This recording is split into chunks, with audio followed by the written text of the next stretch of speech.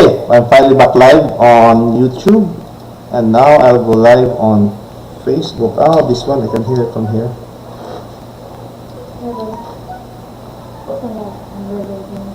Okay, part 2. Part 2. Part 2.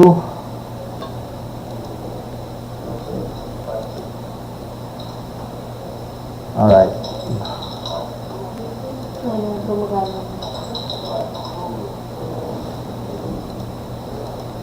So we can all concentrate on the game and not on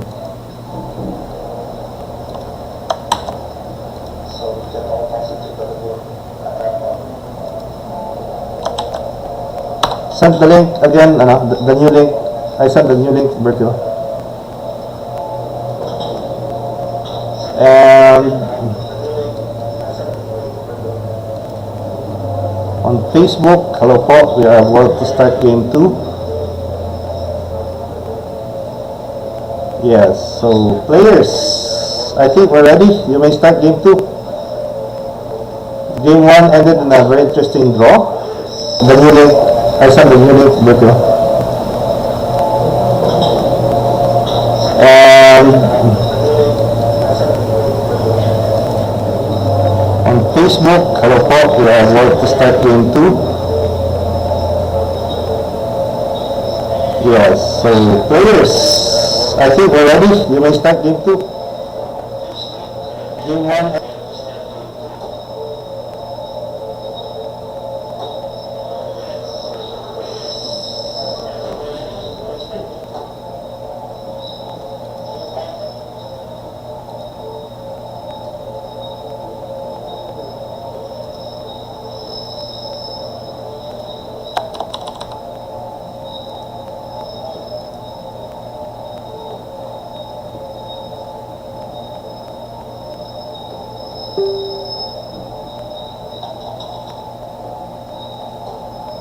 Interesting opening.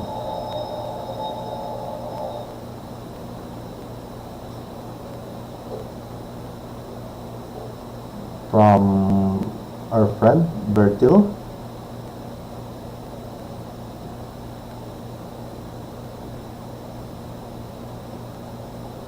Taga-echo ba?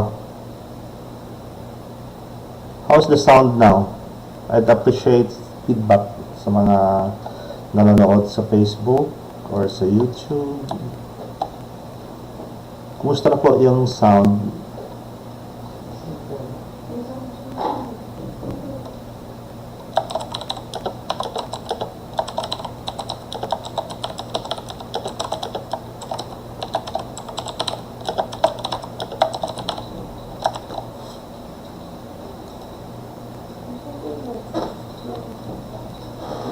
Okay, so the old knight c4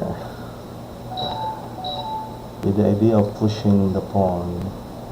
It's actually found in a lot of books on the Tarash defense.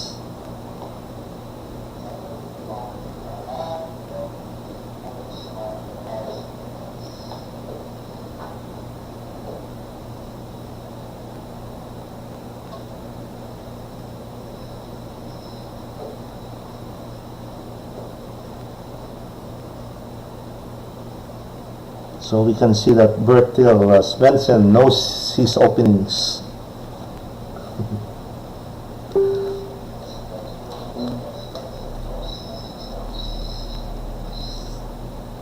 Siya sa quality ng audio ng microphone ko dahil sobrang 500 pesos na po yung camera na nagamit ko ngayon. Again, because most of my equipment for broadcast is still in the condo and I still haven't gotten the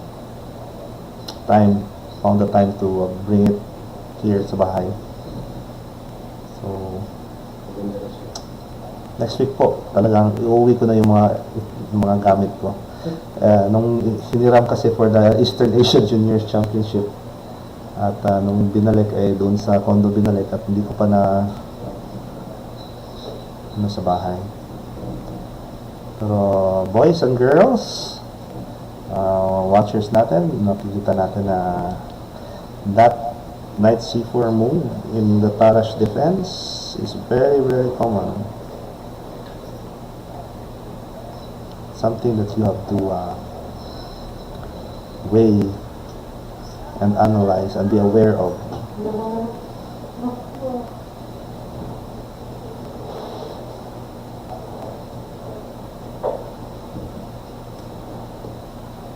One pawn down po ang ating si Bahser Buto.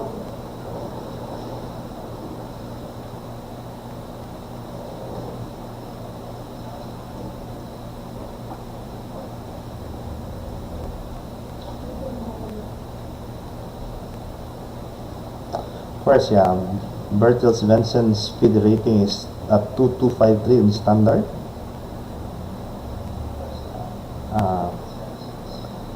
2-2 in rapid and 2-1-7-6 I think in blitz. So, but he's not a professional player, no? He's actually an IT expert, and he helped me solve the audio problems.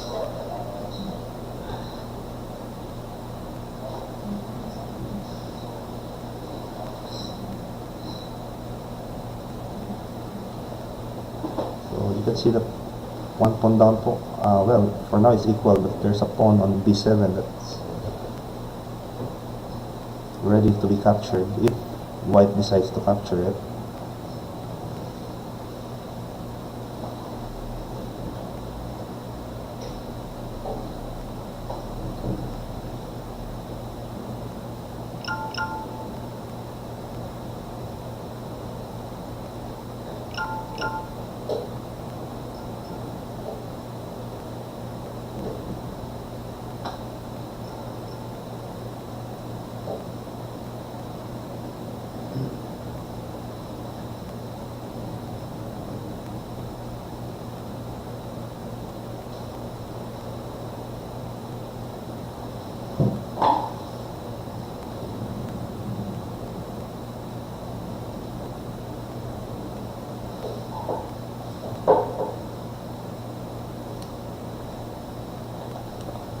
So, one pawn down po, ano?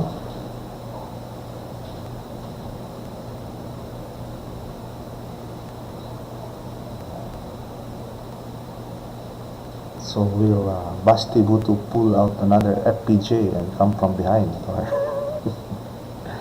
but hindi pa naman behind because the score is still equal. Both at 0.05 after game 1 resulted in a draw.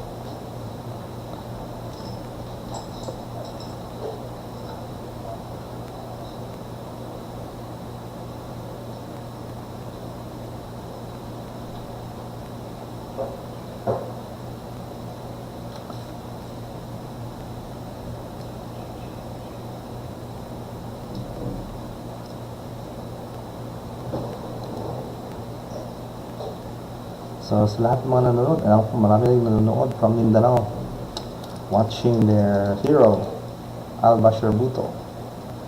Maraming fans po si Bahser sa Mindanao. At pinapanood siya, sinusubaybayan talaga siya ng mga tao doon because he's one of the brightest chess players to ever come from our land of promise. I myself am from Mindanao, kaya lang I don't have anywhere near the talent of Bahser Buto at 9 years old. At 9 years old, I'm still a complete beginner. By the way, Bahser Buto will be celebrating his birthday, 10th birthday, January 9. So, advance happy birthday na po sa ating munting chess player. Regard sa Governor ng Lana del Sur, si Bombet Adjong. Congressman Adjong? Nanonood ba? Governor.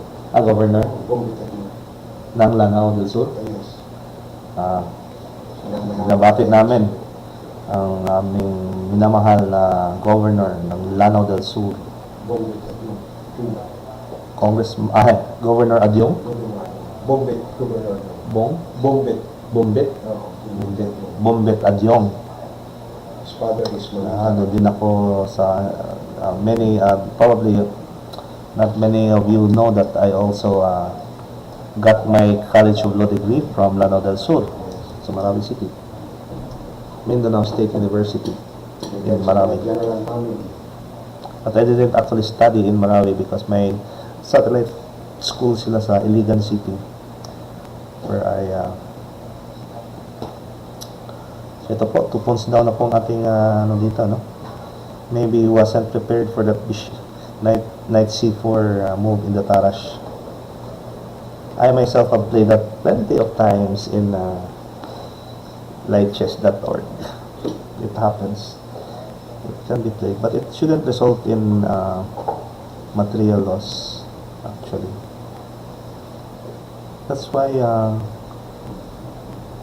players don't normally push c4 unless they know that knight e5 and knight c4 is not does not work for white.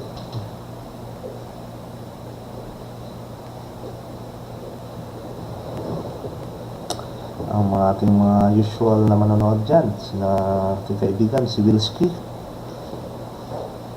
Of course, si Wilski ay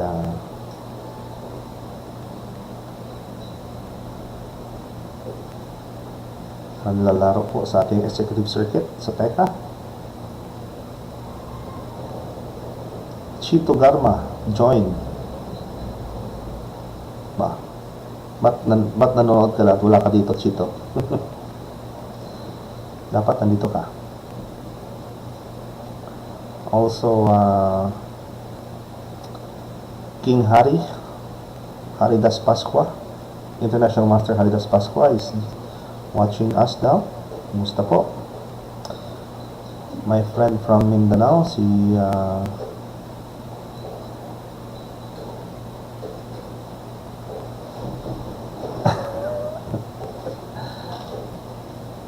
so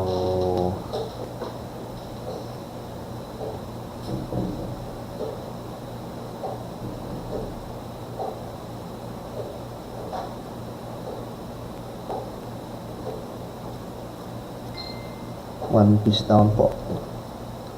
Talagang he was taken by surprise dun sa move sa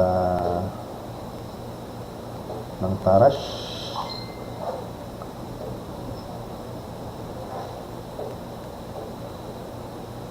So I think we have a policy of never surrendering until it's checkmate. And Bahser Buto resigns game 2, giving our friend from Norway, Mr. Bertil Svendsen, a 1-point lead in the match.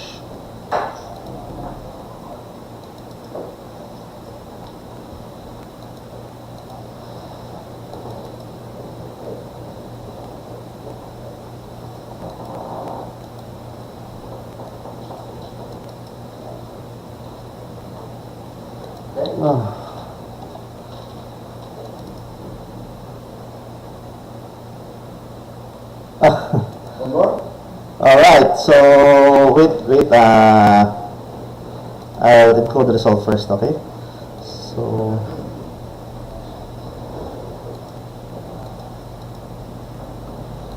1-0, and something's wrong with my scoring.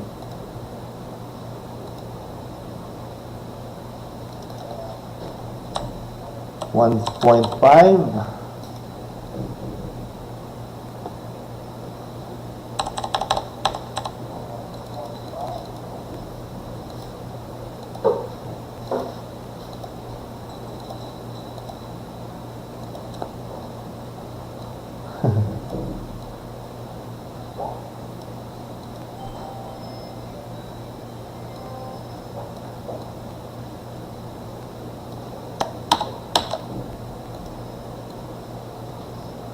Ewan ko ba, I don't know what is it with this thing, but I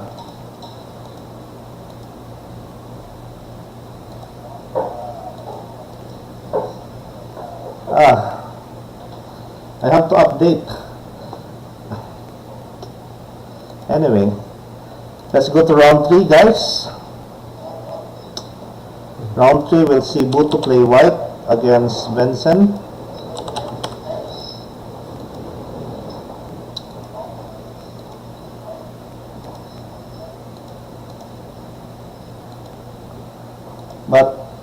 I cannot.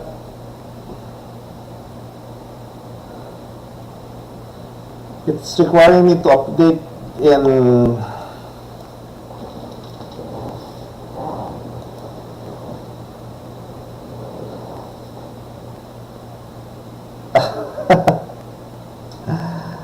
Requires update. Son, how do I update? How do I update?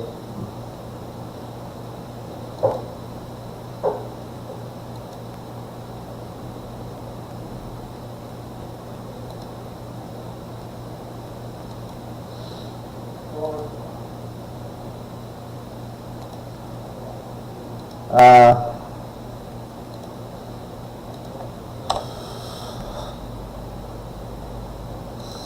so inconvenient. So I don't know what to do. There, finally. Okay, so round 3 is ready. You may start. Yeah, go ahead. Since that I've really all sorts of problems. So Bahser Buto has repeated his opening in the first game with move g4, similar to what they call the Igorot attack.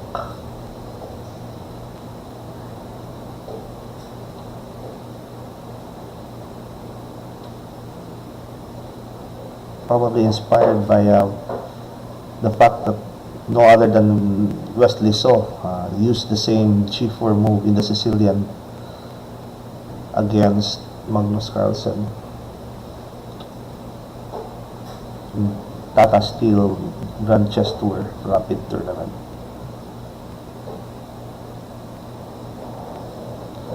Interesting that he played bishop to d4 first and not knight d4, preferring the knight over the bishop.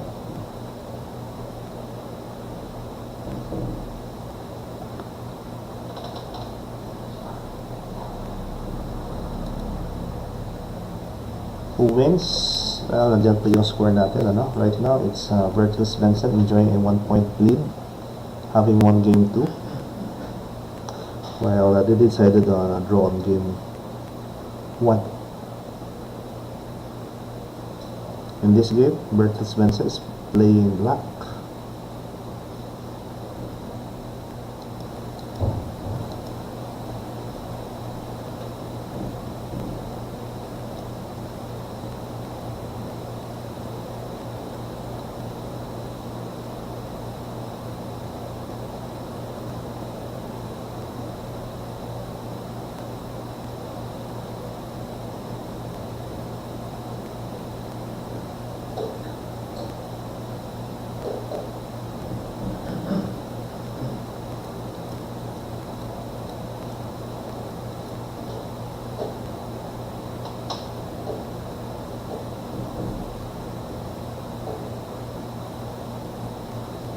It's not actually the first time that Bahser Buto came to our house to play a match. Ano? If you can recall, he also played in the same in an intermission match with Mark Makoho. Mark Makoho defeated him. He was then, I think, 7 years old. So hindi po. But it was, I think, in the match between David Elorta and Grandmaster Antonio. No?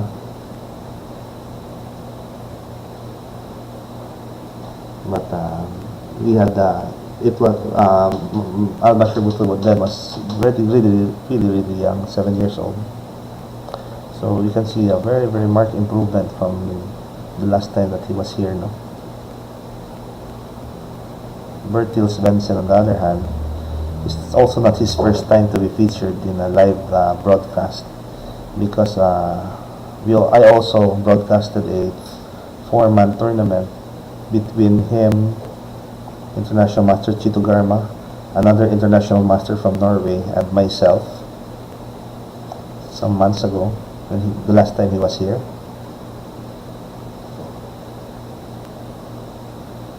Of course, as I said before, Mr. Svendsen is not exactly a chess professional.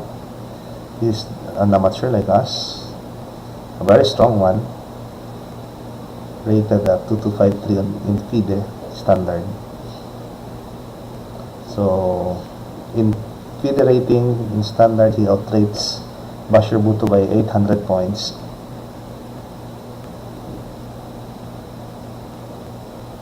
But that's owing to the fact that he has participated also in a lot of FIDE rated tournaments in Europe.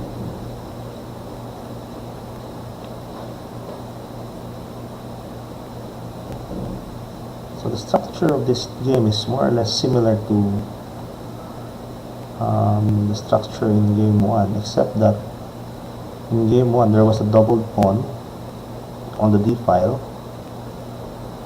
but for game 3 Buto captured with a queen on d4, avoiding the doubled pawn.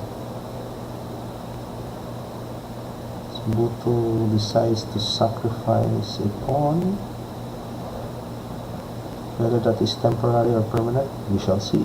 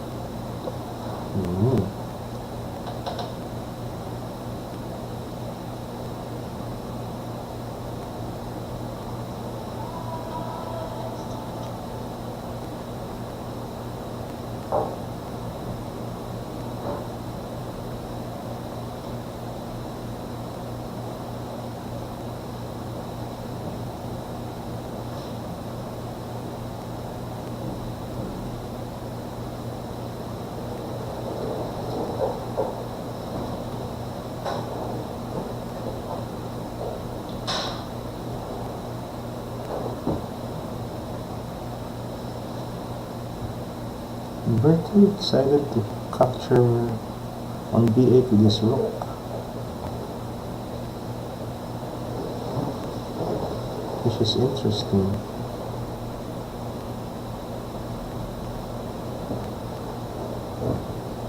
I think if knight takes b8 instead, white has queen a7.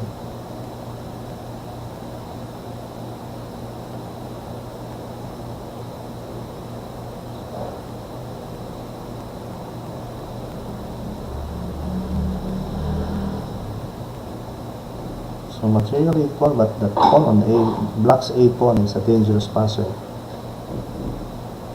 But that said, white has other trumps.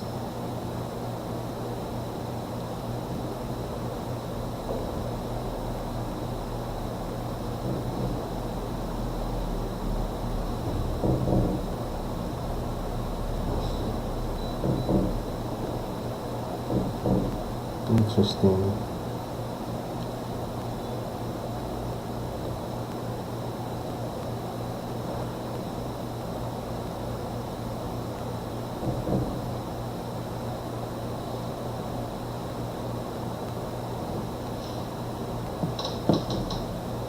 So Buto is on a long think, long in terms of blitz.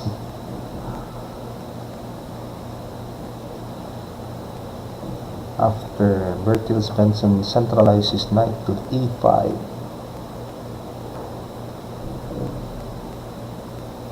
Ideal squares for knights is really the one in the center, no? e5. After a long think, Buto moved queen a7, threatening the rook on b8.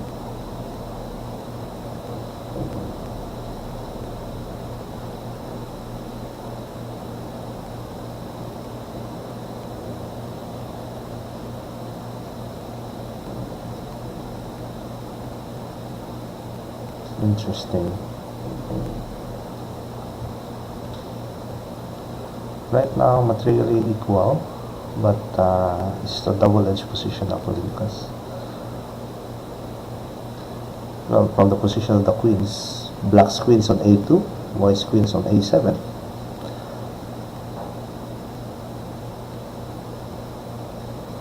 The presence of the passed pawn on a5 makes it a little urgent for white to do something before the game transitions to the endgame.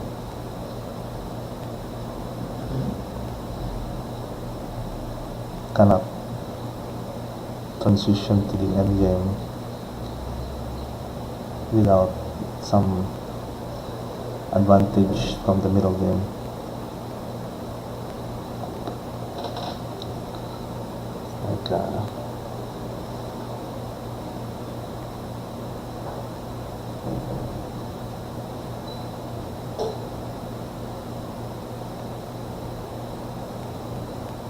Time-wise, Bertil Svendsen has 51 seconds, but there's a 5-second delay each move.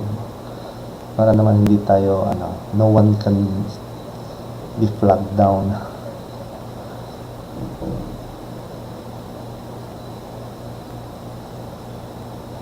In a winning position.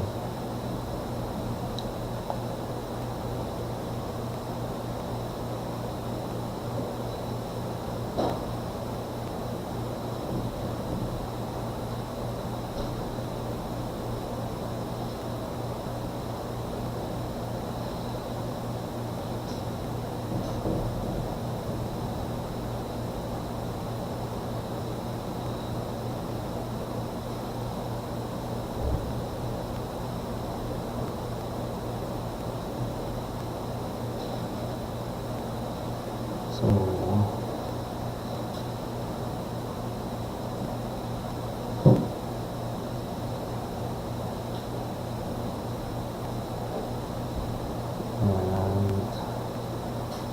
Bahser Buto plays f4, dislodging, trying to dislodge the knight on e5.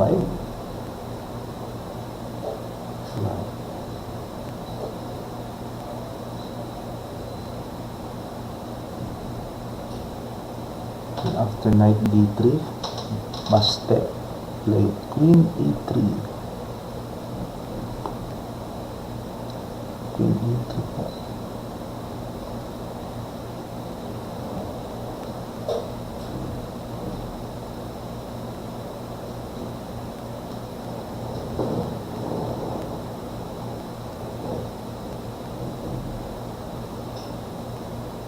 Knight c5.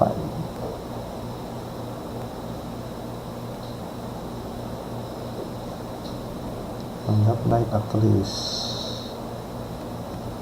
posted on c5, but should anything happen,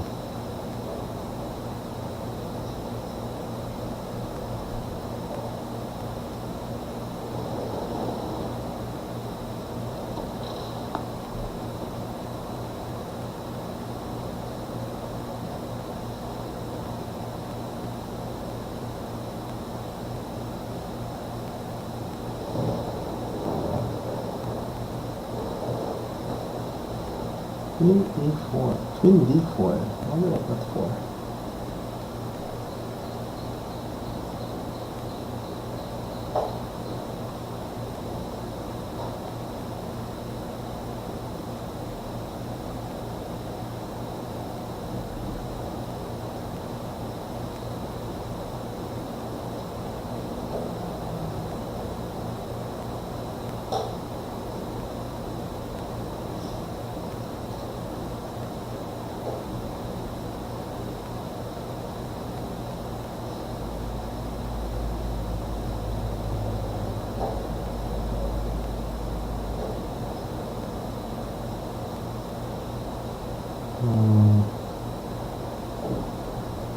Just lost his, Bertil just lost his crown jewel.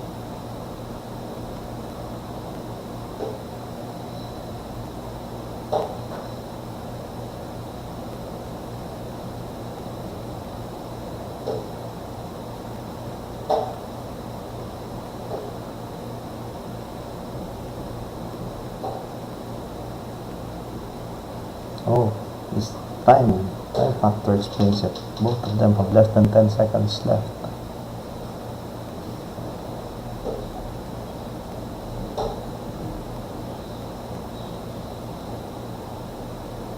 This will be decided on time, I think, by whoever is faster.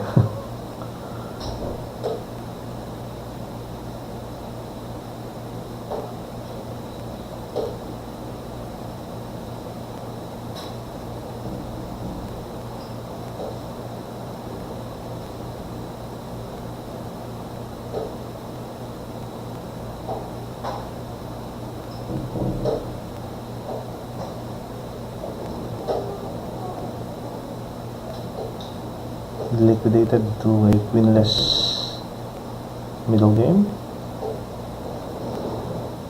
Buto is enjoying a 1 pawn advantage, but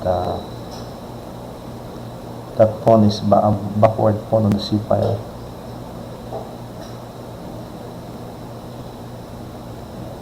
Of course, it's all about the time now.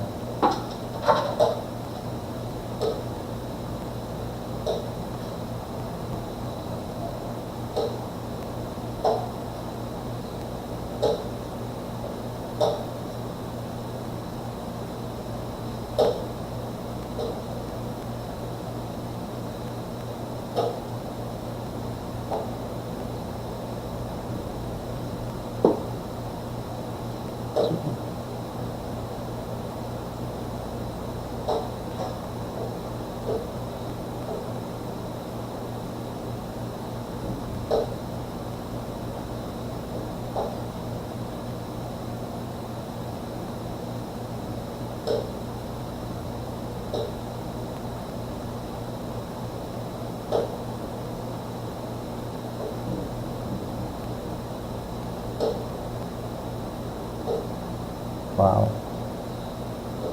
Bertil is slowly capturing all of them.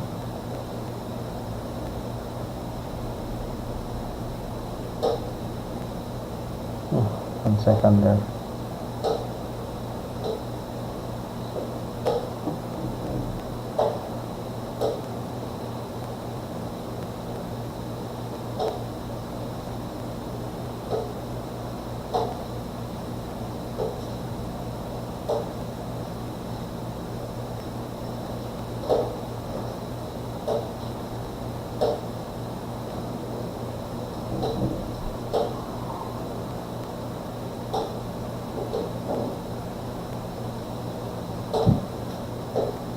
So it's all about not being able to move fast, no?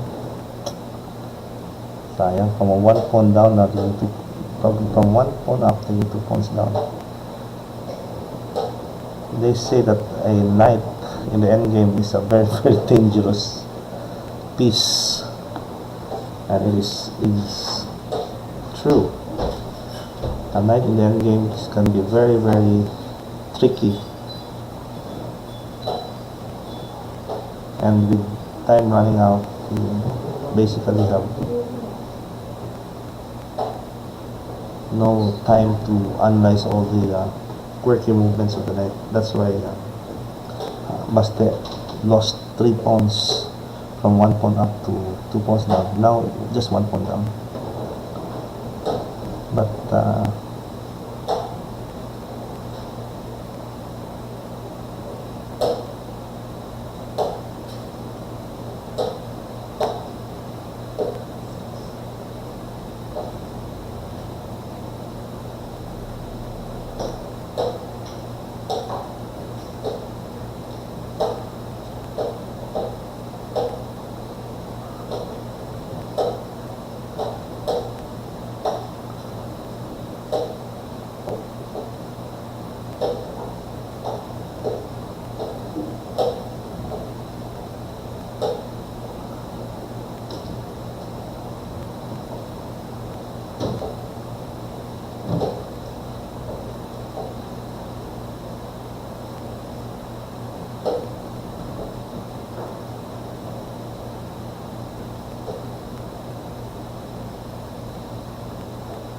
ouch. And that's the end. Well, I'm not sure who to play on.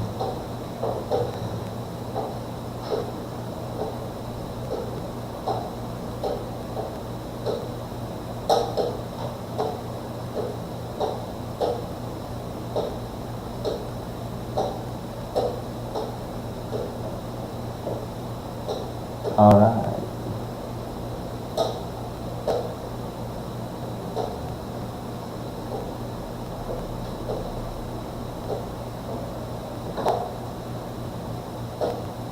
Alright, so alright, so Bertil once again more in the end game, so increasing his lead to 2. Not so long ago, Paulo Bersaminal is in the same 2-point deficit against Eric Labog, but Bersamina managed to pull an FPJ and come from behind to defeat Eric Labog. Will our young player from Marawi City do the same in this match? We will find out. In the meantime, we're setting up for the third match. For the fourth game. The fourth game, Bertil will play white against Buto.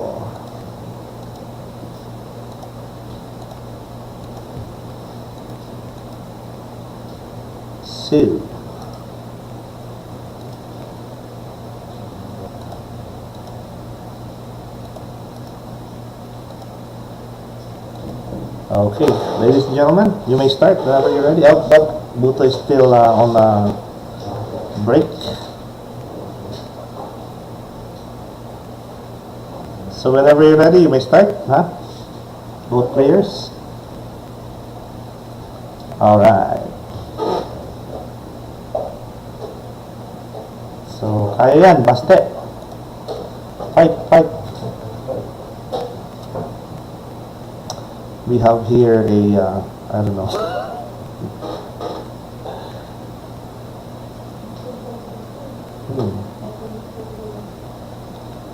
Don't even know how to classify this opening anymore. Some sort of a Catalan, but Bishop D4.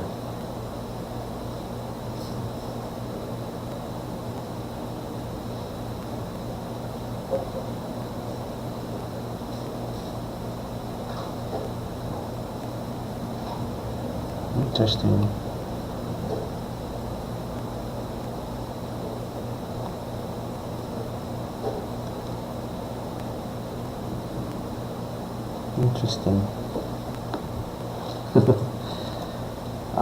Another of our prodigies, multi-talented Law Aristotle Nikolai Kalika. Watching, sabi David ang Gulayat lang na match ito. Well, it's just a friendly match. It's really to see for our players, especially from Mindanao, to see just how good Basti is, regardless of the result of the match. No? Because admittedly, he's playing an opponent that is not a lightweight.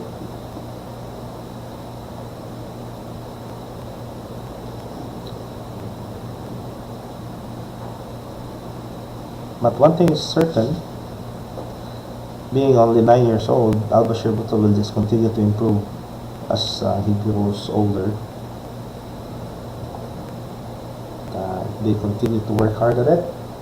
We may be looking at a future Grandmaster of the Philippines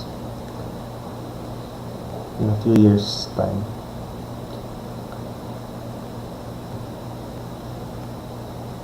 I would have loved to broadcast the games of Wesley So when he was still 9 years old and developing as a chess player. No?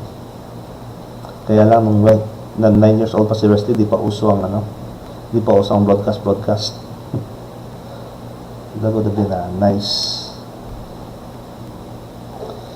Oh, and Nikolai Kalika reminded us that David defeated Goliath. We shall see.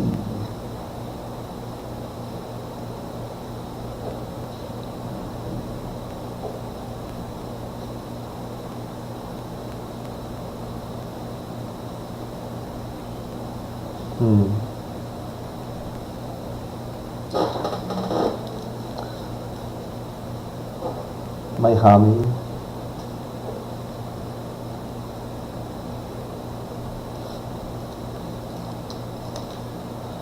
I think the humming is from our air conditioning. Yeah, the microphone is that sensitive.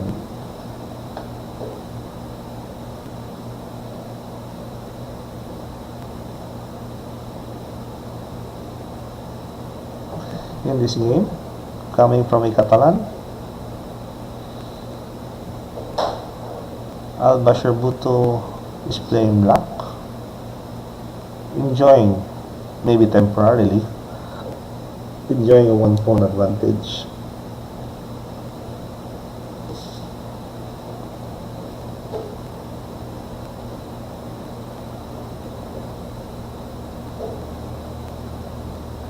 But the open lines on the queen side belong to white, so exerting pressure on the pawns on the queen side.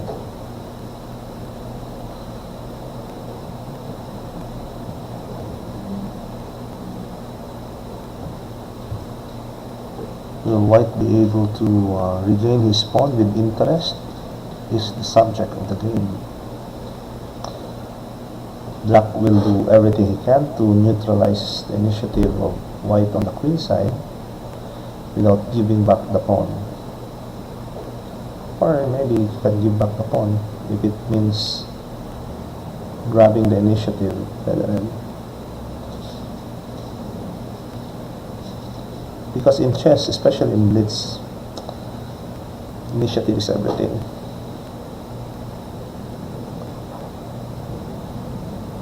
I have come to that conclusion from countless blitz games online.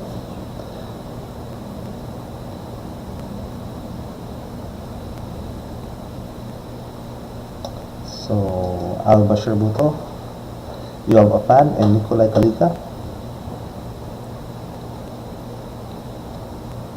Kalika po, hindi lang yan ang magaling na chess player, napakagaling din yan sa mathematics and even sa piano. Magaling din yan mag-piano si Nikolai Kalika. Hope one day he can come and play a match here also and play the piano during break time.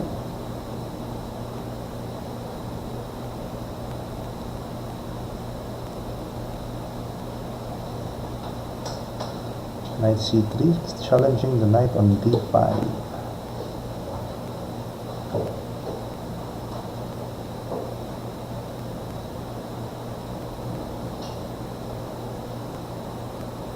Buto defended with queen g5.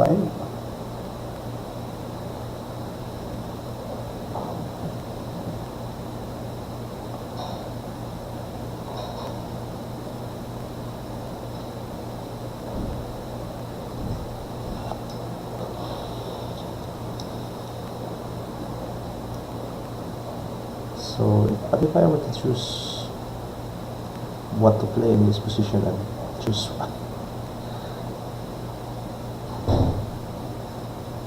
I'm not a very patient defender.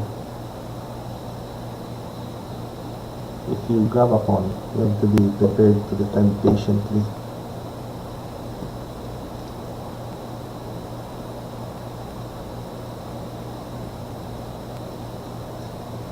But, okay, tingnan natin sunod dito. My friend, Igidi is here. Kumusta po sa'yo, sir? Long time na po tayo hindi nakita. I hope we can see each other before January ends.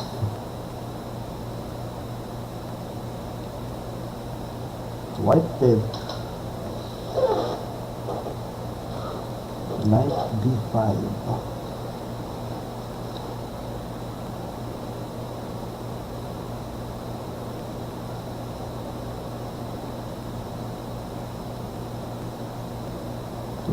Buto responded with a6. So, wala pala tayong time. Hindi pala nakita ang oras. Sorry. Yeah.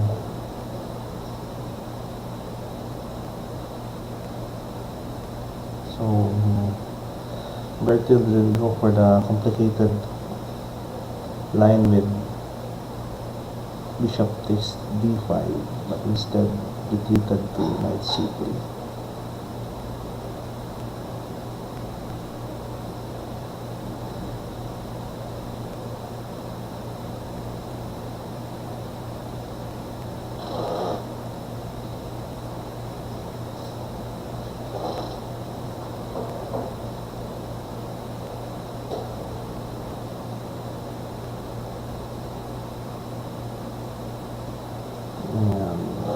Baste o d4. Makikita natin no, na yung mga moves ni Bertil Buto, ano na talaga pang beginner, pang ano, parang ano na talaga, pang candidate master talaga. Candidate master na ba? Ako alam niya candidate master. Bertil Buto has already secured the candidate master title. Now a matter of getting the required FIDE rating to be formally given the title. But naipanalo na po niya. Yes, won the candidate master title in the Asian Junior Championship in Bangkok, Thailand last year. So, candidate master. Pati yung sila ni Baste, pang candidate master talaga. At 9 years old. Not a bad talaga.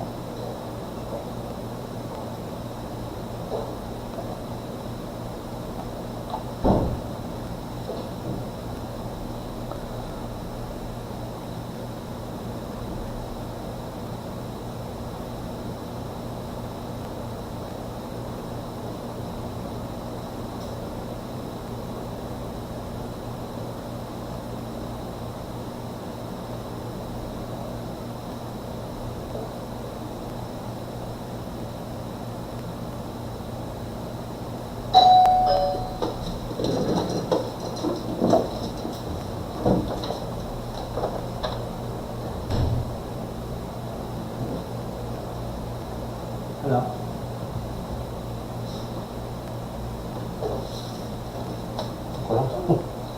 I'm sure my assistants will take care of it. So we can concentrate on the game. Bertil played knight g5. Rerouting to knight e5, I guess.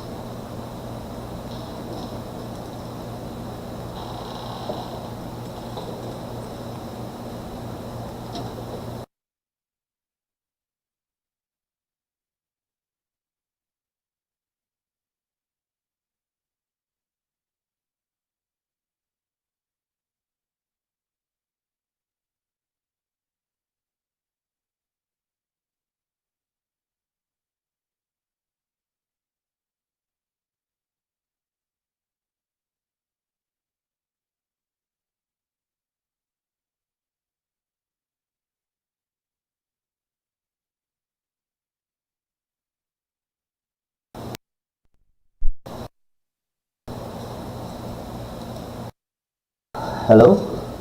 Hi. Musta po yung audio ko? Okay pa po ba? No? Okay pa yan, no? Okay, Sauyu Kapilitan joined now. Sauyu Kapilitan is playing in the Visayas leg of the National Ace Group Chess Championship. Good luck to you, Miss Kapilitan. I think she's leading in her age group. Last time I checked, after 2 rounds, siya po yung leader ng age group niya. Si Xiao Yu. Of course, the name Xiao Yu is associated with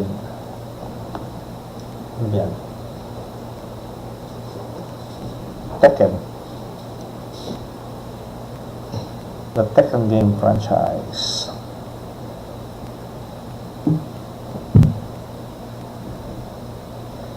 Good PM, attorney. Good PM, sir. FIDE arbiter Ronnie Tabudlong from Mindanao. Watching one of our own from Mindanao play against a very strong albeit amateur player from Norway, IT expert, who loves to spend his vacation time here in the Philippines.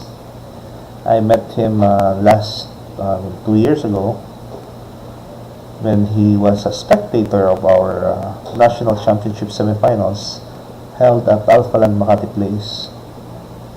I played a few games with him. Very strong player, Mr. Bertil Svendsen.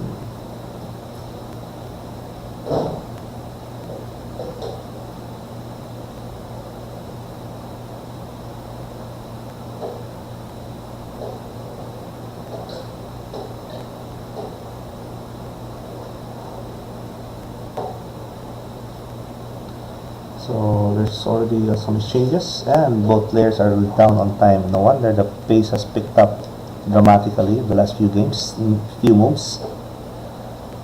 Both players are less than 30 seconds, have less than 30 seconds of their time.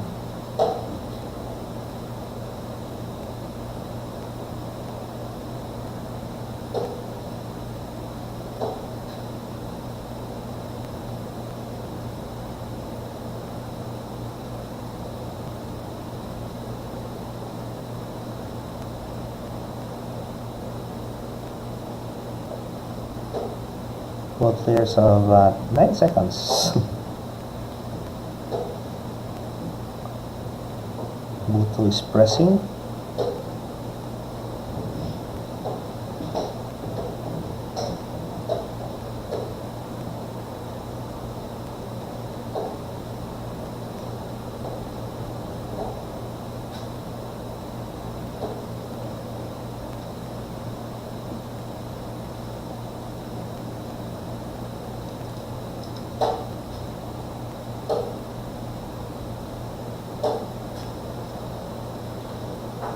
Both sides are really less than 10 seconds. Really short of time now. They have to make their moves.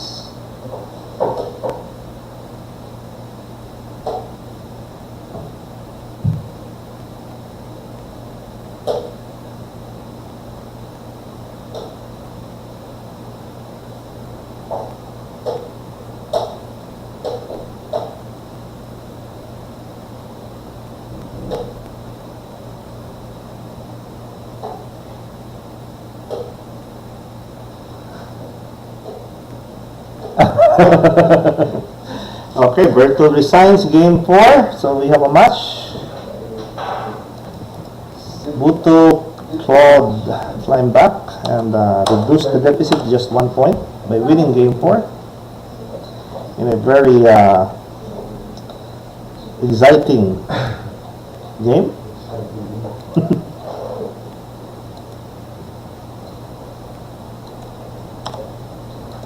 0-1. Let's move. Okay. Let's go first to round 5. Keyboard begin. Okay, good. In round 5, Buto will play white against Bertil. Black. And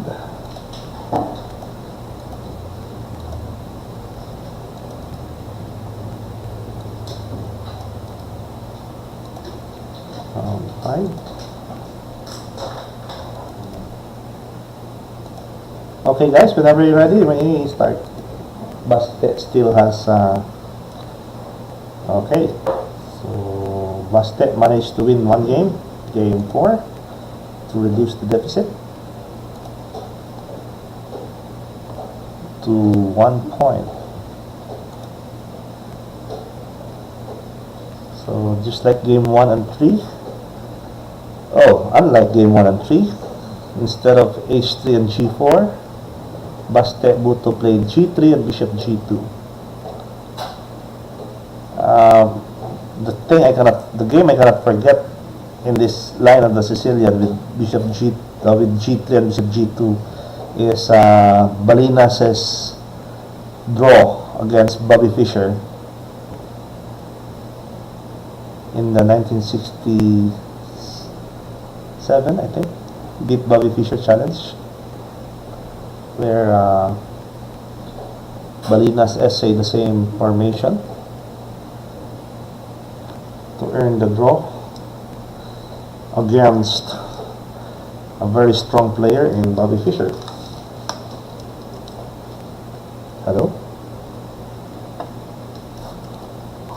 Kumusta ba ang audio ko? Okay lang ba audio ko? No problem with the audio? Alright. Anyway,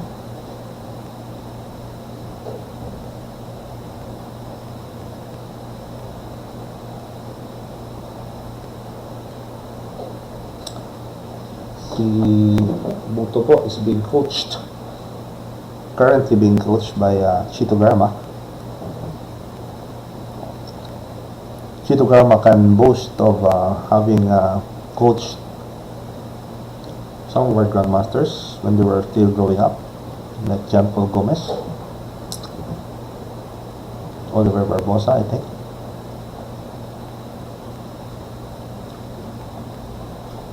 Yun po, nagdaan po yan kina even Misiano, International Master John Marvin Misiano, also had some training games with Chito Garma. And Mark Bacojo also had training games with Chito Garma. But right now, Chito Garma is concentrating on developing the talent of Bahser Buto.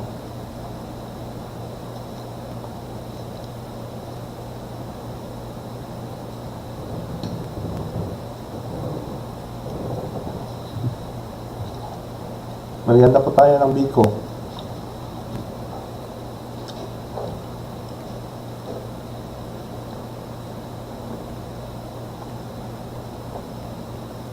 That win by Baste should give him confidence to fight for every round, for every game.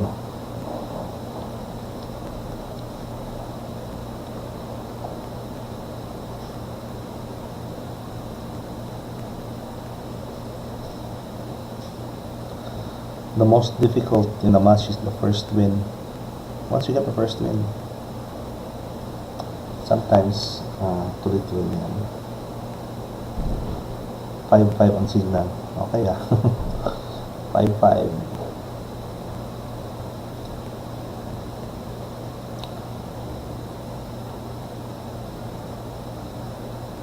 It seems that Buto really likes his knights more than his bishops, no? Medyo every time I exchange my knight for a bishop, my bishop for a knight, medyo ako kinakabahan. Kasi I know what a bishop can do in the endgame. 2 bishop is actually a long-term advantage. If the game will resolve to an endgame, you will feel the power of the 2 bishops, how they control all the squares of the board, whereas a knight can prove to be very clumsy in the endgame compared to a bishop. I may be expressing my own opinion on that matter. Some players actually do prefer knight over bishop. One of them is, I think, the most famous defender of the knight against the bishop is Vishwanathan Anand, who loves to exchange his bishop for a knight.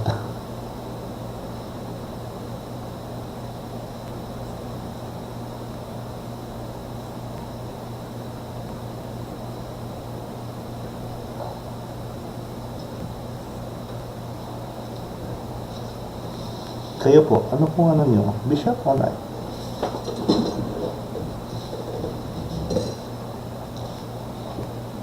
To those who have just started watching, this is actually game 5 already. Game 1 ended in an exciting draw. Game 2 was won by Bertil.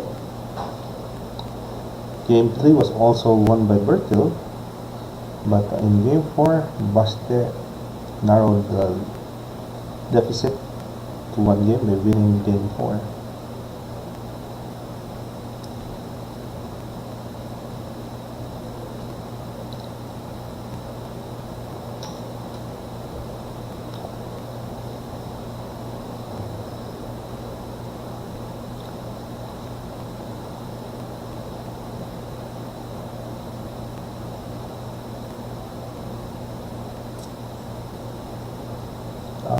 Water.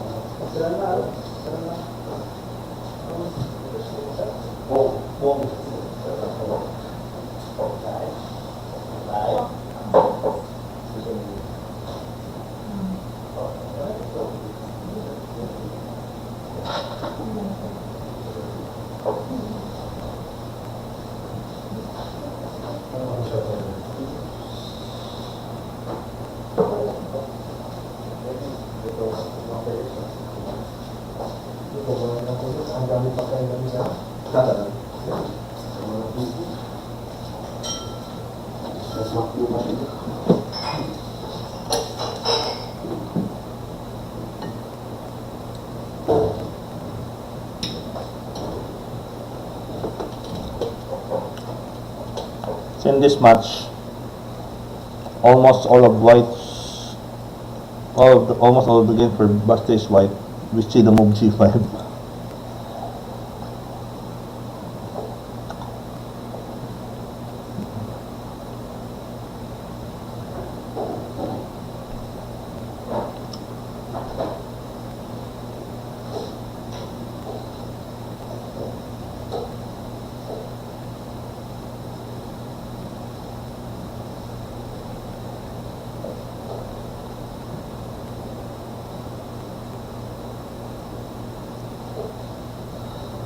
So, with regard to Basta's play, you can really say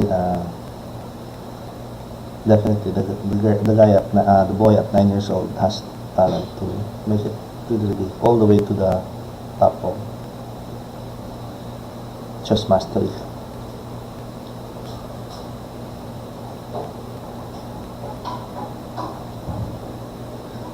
But just lost a pawn there. No one come down. Good.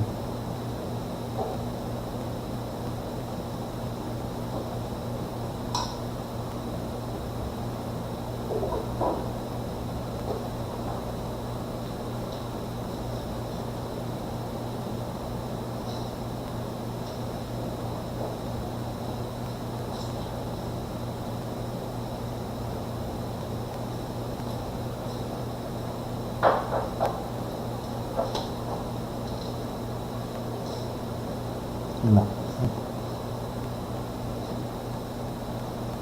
Playing white here from Norway, the land of Magnus Carlsen's Bertil Svendsen.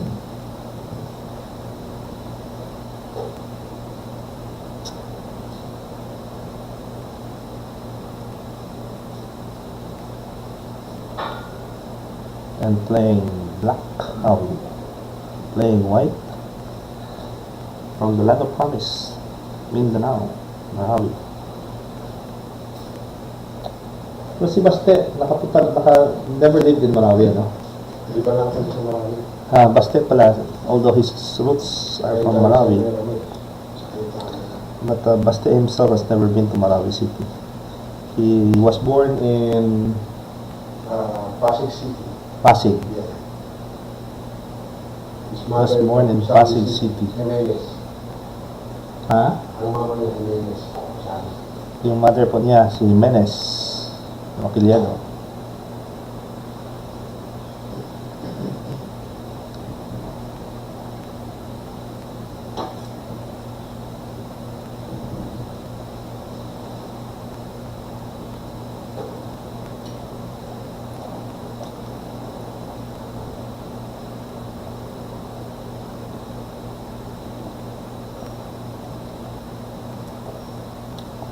Marami daw potential sponsors na gusto mag-sponsor to Basti sa Mindanao.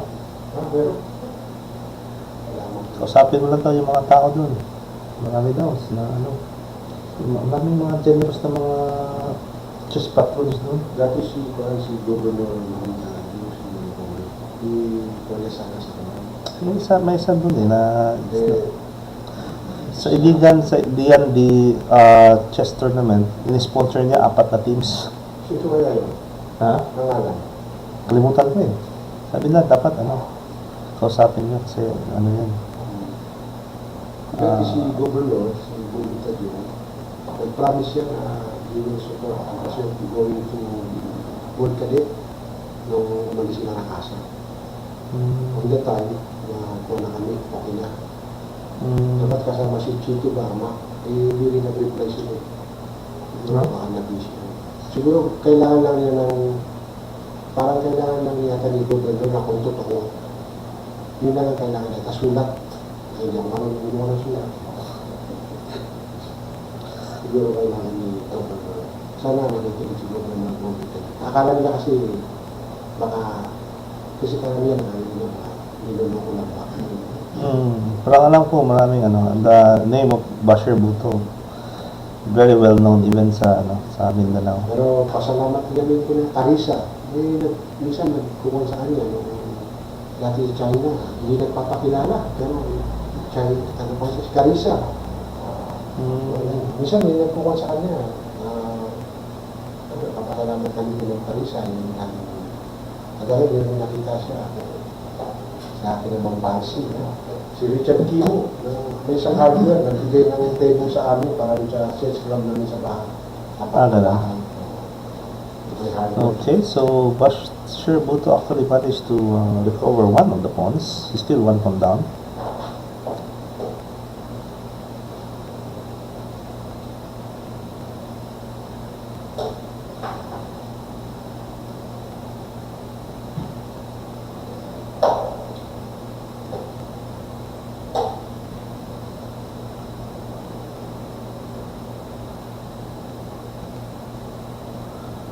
But there's a pass pawn on the a3 that he can milk on, but pawn is a pawn. So pawn deficit in the endgame is still very, very difficult to overcome. Especially because the pawn on the pass pawn on a3 is still there on a3. Still very, very far from that. Far from and actually about to be. So, naghihirap po si Pasti actually sa white for now, no?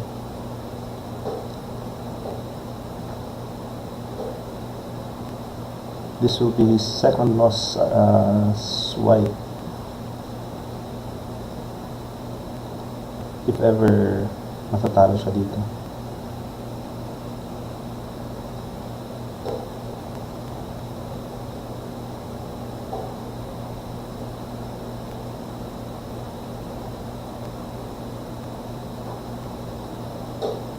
Time-wise, 7 seconds na lang po sa Baste.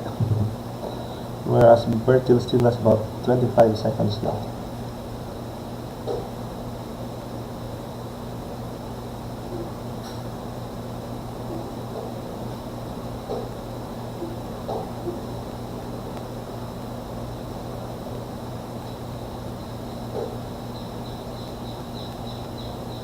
Oh. So, if both players ignore the illegal move, the move will stay.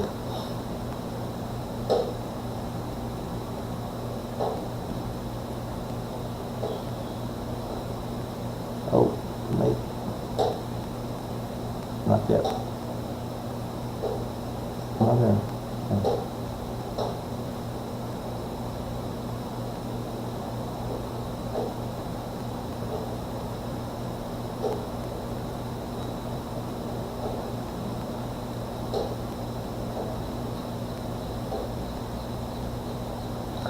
You know, in the World Blitz Championship, a lot of grandmasters are also playing on despite the hopeless position because it's blitz. Until they see that mate is inevitable, they will continue to play on it and hope for a miracle somehow because it's blitz. It's something that even grandmasters do.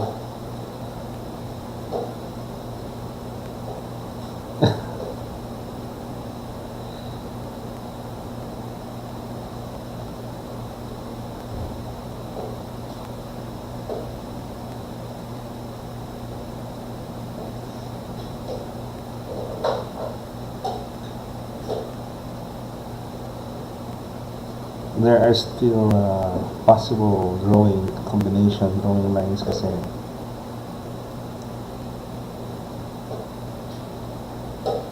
As our endgame teacher Winston Silva points out many times.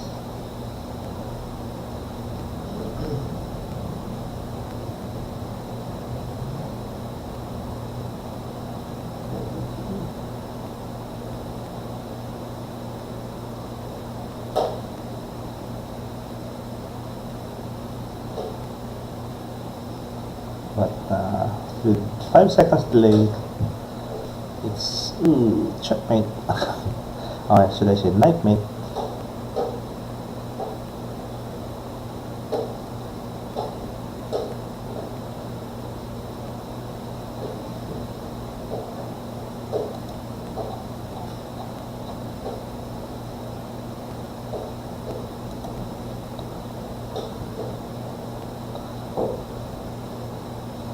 Checkmate. Alright. Bertil Svendsen moved to regain his 2-point advantage. So the score is now 3.5 to 1.5. We are approaching the the halfway point. After game 6, we will have our halfway point, and no breaks this time because the players don't need to eat lunch. We will continue until the 12 games is done. Okay, we'll prepare game 6. All the games will be the PGN of the games will be posted, no? So that you can review if you want.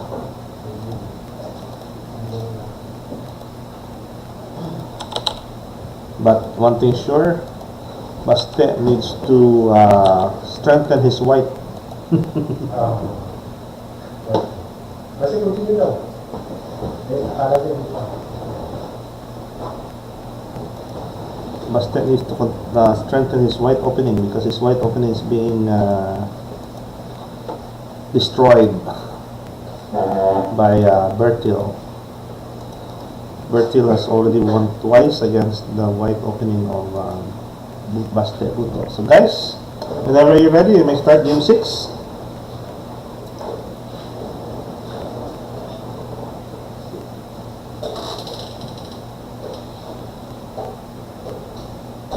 Kumusta rin po? O kumustahin ko rin yung mga tao sa YouTube pala. Baka may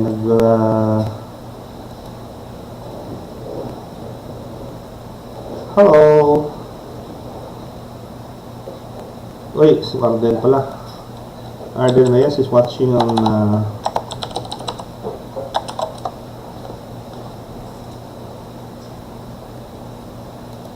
YouTube. My friend, Arden Reyes. Oh, may blunder ba? Sayang pala, no? So, they repeated the game where Baste won. The one-pawn gambit in the Catalan.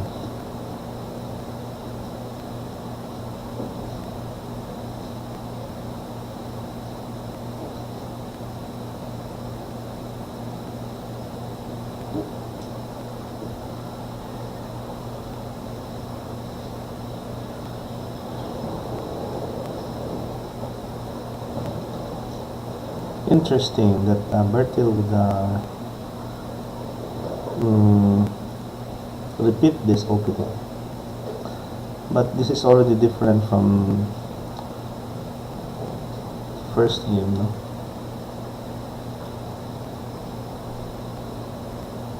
Or is it?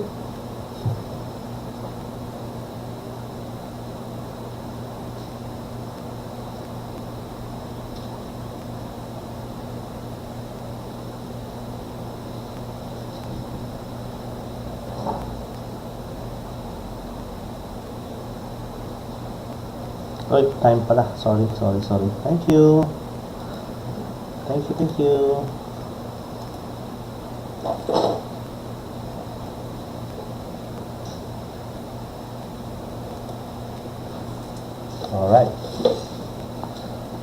So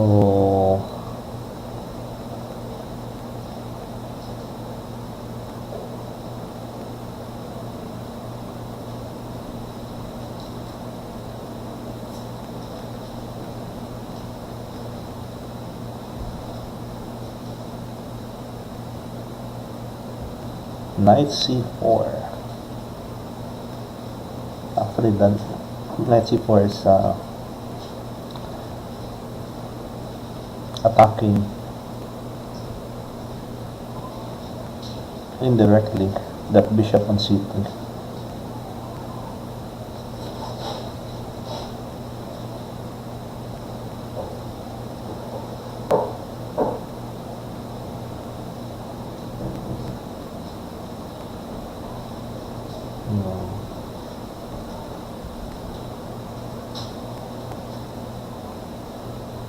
Because before, if attacked, the bishop can always capture the knight on d2, but now there's nothing to capture on d2, so the bishop has to think of what to do in case it is attacked.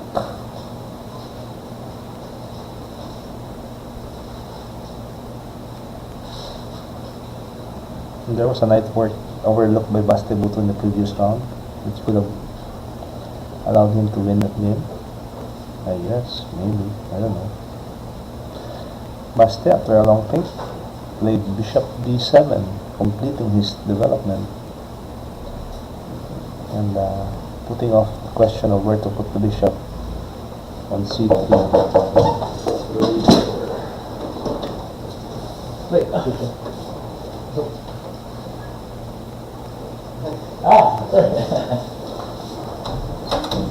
Here is now the coach of both. The coach of both players have arrived. Bertil. Lamang si Bertil na dalawa. So, International Master Chito Garma, the coach trainer of Bahser Buto.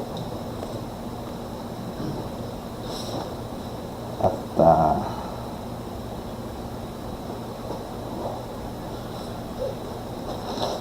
kung po paano? Sapatos ko.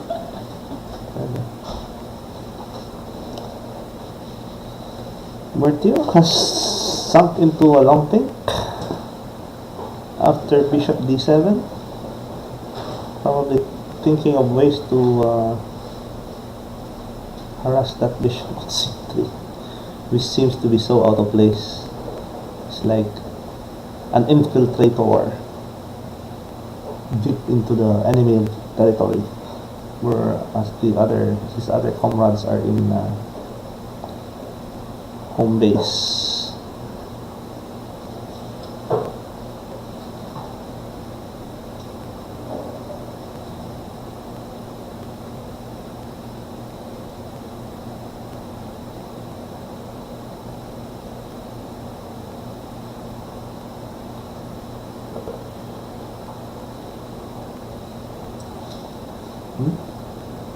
Knight e5.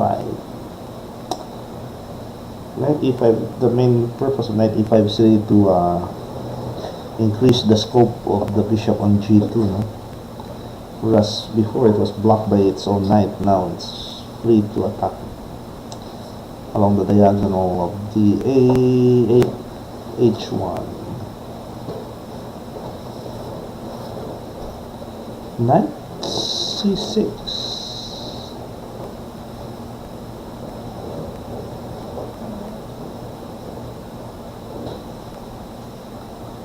Knight c6.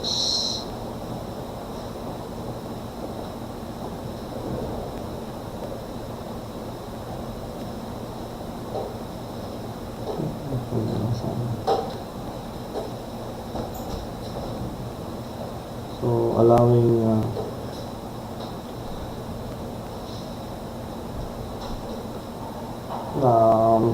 with the knight c6 move, Buto has returned the pawn that he took in the opening for a chance for his pieces to breathe. So, but at the cost of a pawn, at least with the exchange of pieces, Black's position is not as cramped as before.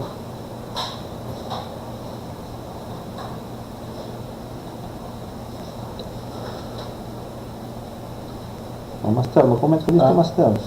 Oo. Oh, kung yun, tapos, ano tayo dito?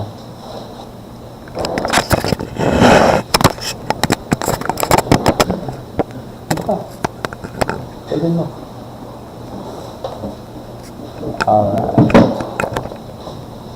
Oh, wag na, ano, kasi naririnig ka ng mga ka-players.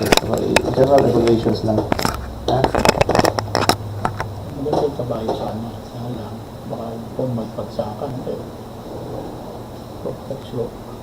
No actual moves. No actual moves, ha? General evaluations lang kasi, naririnig tayo. The players can hear us. So, materially equal pero with queen d5, inviting an exchange of queens and heading to the endgame. Sino bang lamang sa endgame dito, partner? Sino bang lamang sa endgame dito? Gano'n yung kabayo na dyan. Yan. Yan. Ayaw niya ma-atake sa yung F2, no?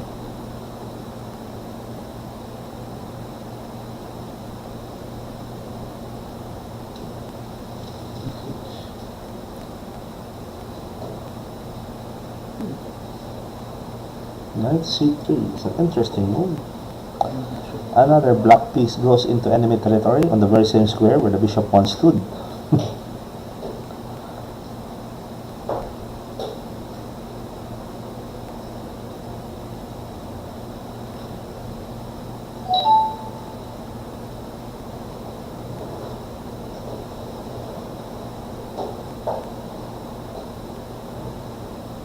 So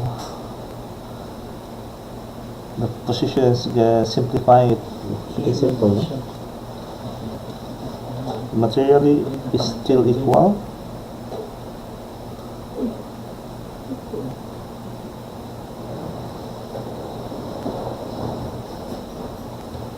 But you know, in the end game, they say that in the end game the knight is really, and then end game in a blitz game, the knight is trickier, especially in this position where there are no pawns on both sides of the board, just on one side and only on the king side. So the knight could prove itself to be better.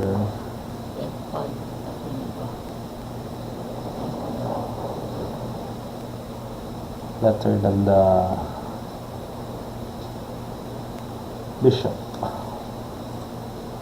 But it's all about being how to skill at handling pieces. Wag actual moves na. Oo. Wag actual moves. Marinig ka.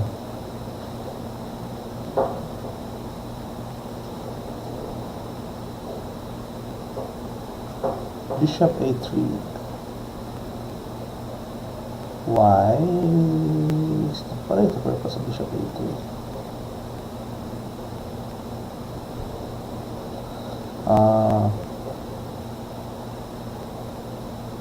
Rook c1. What's the purpose? Rook c1. Okay. Simplifying further.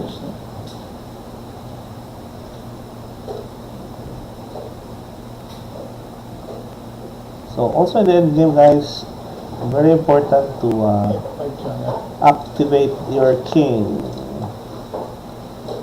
Make your king active. Make him useful because he's a very, very strong piece in the game.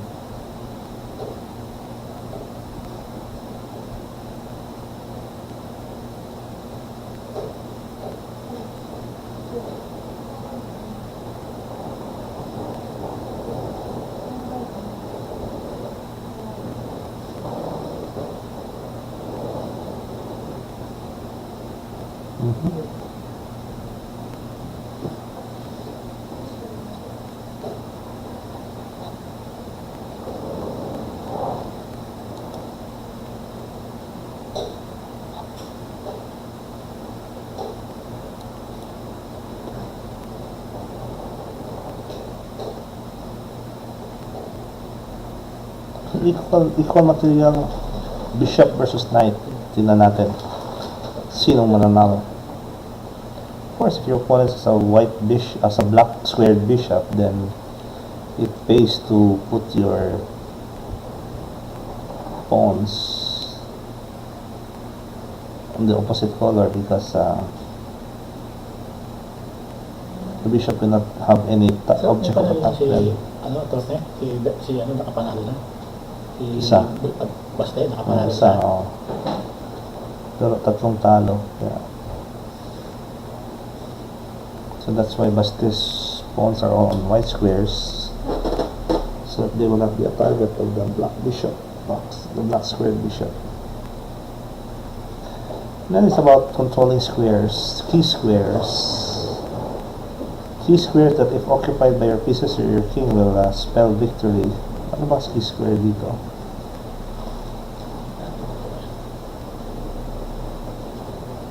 For me, the key square is E5, for black. He can put his king to E5, wala na sana. It's very, very firmly controlled by black's bishop.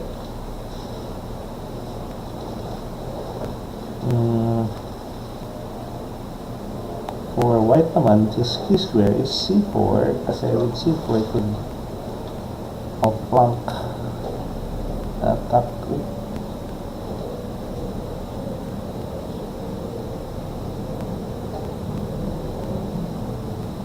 And Baste drastically changed the nature of the position by placing a pawn to E5. He wants to win. With that, gives his knight possible outpost on F4 and D4.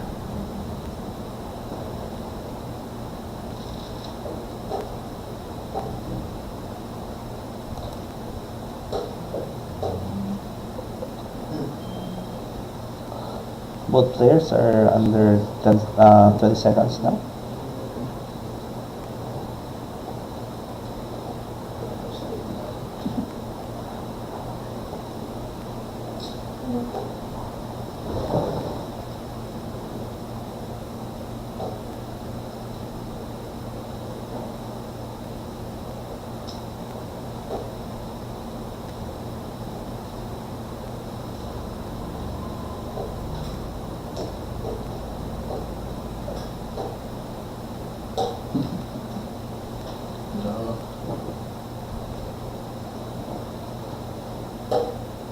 Walang tabla-tabla dito, partner. To the finish, to the finish.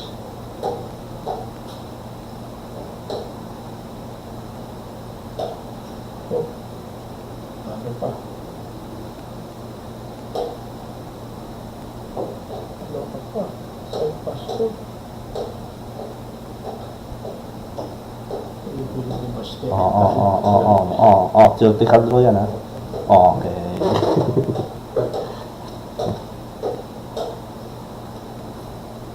So at least Baste knows his contract on.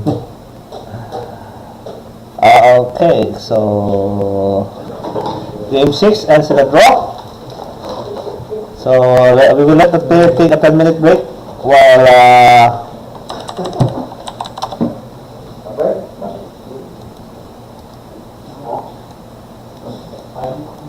we enter to halftime. Habang partner, usap tayo. So I'm with the International Master Chito Garma. Ano ba masasabi mo sa laro ni Baste, Master? Ayun, kanina hindi ko nakita, no? Pero yung tunghuli, parang talagang tablay. Pero parang sa endgame, parang quad siya kasi kabayo na natira sa kanya. Pero meron siyang initiative na konti lang. Pero, kasi dito yung natiting kabayo niya, siguro F5 para yung kabayo makaposte ron. Saan ano yan? Yeah, nasa king F. Ano natin? Nasa king F na. Itong opening niya, anong tawag ng opening na to? Bishop B4. Bogo? Tagusin? Indian, di ba? Ha? Ano po? Nimso? Nimso Indian? Parang Nimso din, ano? Nimso. Pero, Okay. Yun, mali siguro yung knight C7. kasi walang kailangan mag Knight C5, no? Castle lang siguro, tapos C5. Kailangan C5 na rin siya dyan eh. Yun, siguro yun. Yeah. Yung pinilit niya. Parang naman pala siya ng pawn, ano? Pero, iba kayo ng pawn eh. Or Queen side. Oo. Yun. Yeah, I think ang ano dito, diretso na siya sa ano, Bishop A5 na siya diretso. Yeah. Okay, Bishop D2. Knight kain, tapos Knight E5. Di ba pwedeng B6? Yata B6. Oh, B6, no? No, B6 no. siguro, tapos Kasi may ito Knight C6 kasi ano eh, binalit na, ano eh. Binalit niya, pero Pangit yung ang yes. point niya, nakuha niya yung white square. Yan, siguro pwede pa rin ang torment para kain. Kung nakuha yung back niya siya. Yan, Queen D5. Tapos kinain niya. Yan, kinain, di ba? Ayan. Dapat A6 lang ah. Dapat kung A6. Kasi meron pa rin siya dito, ano? Knight A6 C3. siguro. Pinalit niya na kaagad eh. Sige, okay pa rin dyan. O yan. King. Yan. Post. Yan. Tapos rook. Tapos king. Pasok yung... Yan, F5 siguro. F5 siguro para makaposte yung kabayo sa E5. E4. Sa E4. Ano? Kasi para hindi makapush yung pawn, mas eh. Ang poste mo na E4 eh. Hindi kailangan makapush yung pawn na to. Ayan, oo. O di yan, E4. F5 pa rin. F5 ka pa rin. Yun pa rin ang ano mo. Ayan, wala na. Tabla na yan. Kanina F5. F5 kanina. Tabla na yan. Pero, buti ka pa, nakuha na ka pa ng isang pawn. Mabuti, eksakto yung triangulation mo. Pero maganda master yung pala sa Oo, Sicilian. buti, eksakto yung triangulation mo dyan. Kung hindi, talo pa eh. Oo, doon.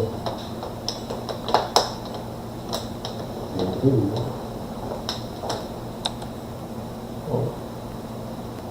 Eh kung dito siya, talo yata kung dito pumunta. Yes. Gaganong ka rin doon. Pero, tama, doon ka rin pababa. Draw. Kasi kung, yan o. Kung dito King G3 nagpunta, muna, King kailangan G3. dito ka. Yan. Talo yata. Eksakto ba? Eksakto pa rin, ano?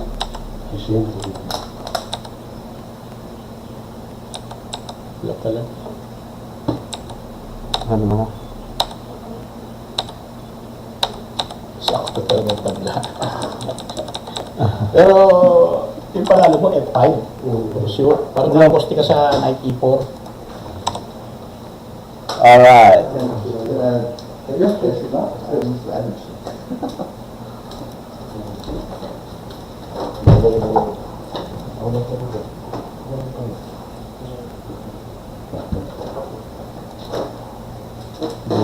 So, in this game, Ha? Sa puti ka pa rin Bertil tayo. will play white. Baka na-extend mo masyado yung atake. Kasi Mas naman mabago yung atake sa puti. Ha? Bertil will play white in game 7, ano? What? I was also white now. You're white now? I was black. Oh yeah, you're white now. No, I was white. So, you play black. No. Sir. Your what time? Tomorrow? What time? 7. 7 in the evening. 5:30. So, you... Okay guys, we are on our What? Black pieces. Yeah. break. Okay. 10-minute break, Okay. I'm ready. which is almost done. Bathroom break. Okay, ready? We can start. Okay. Alright, go. Natatalo siya yung master sa Sicilian. Eh, mas yata yung phone. Nilalakasan yata yung atake. Pero Pero ito, may panlaban siya sa Sicilian natin eh.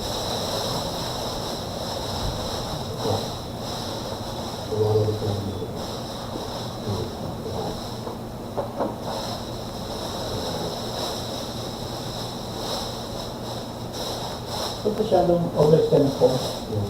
Pero interesting yan eh. Okay. Tony, natikman mo yung kicker na ako nila? Yan, yung legit na nila. Ganda. Kickers. Oo, kain muna sila. Guys, in the meantime,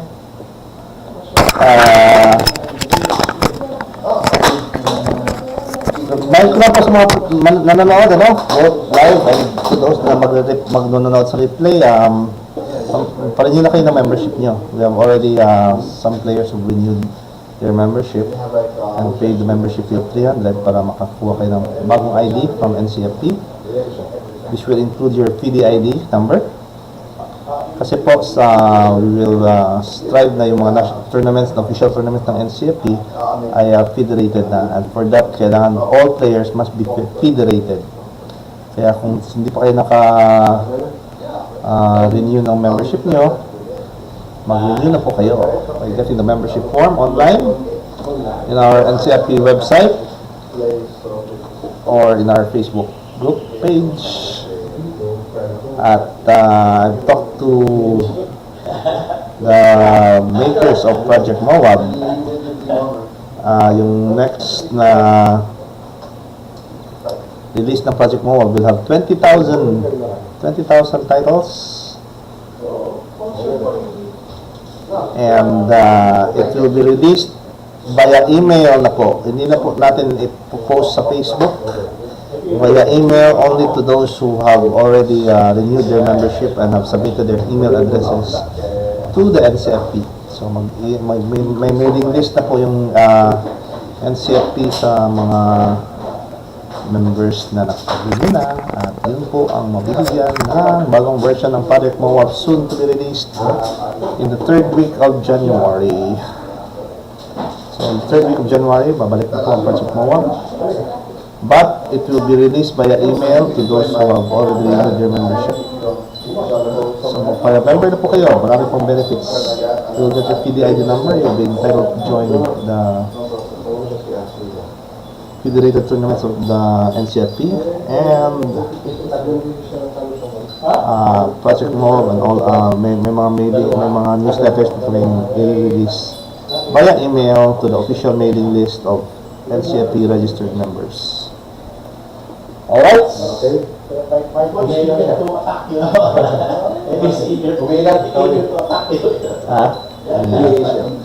So, nag-bathroom break pa ang ating mga players. After 6 games, it's Bertil Svendsen leading by 2 points.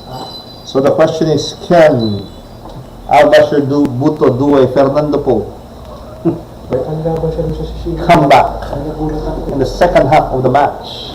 Or will Bertil Svendsen assert his supremacy over our 9-year-old wonder boy? But no matter what happens po, we understand that this is just a friendly game, and we are here really to assess the playing strength of Bahser Buto and see where we can improve further his game. Many thanks to our friend from Norway, Mr. Bertil Svendsen, for agreeing to do a training match with our 9-year-old prodigy. Winner lose po, panalo po sa basket dito in terms of experience and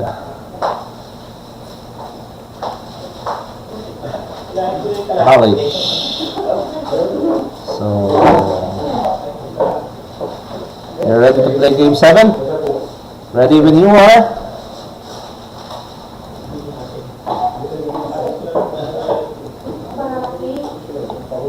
Start. So, it's still Sicilian for Bertil. Dragon variation. And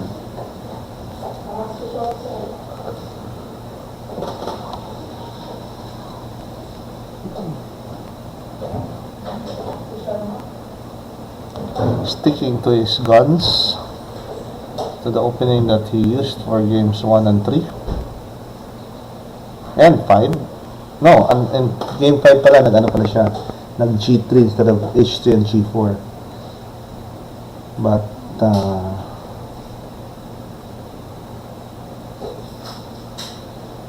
And now he played knight d4.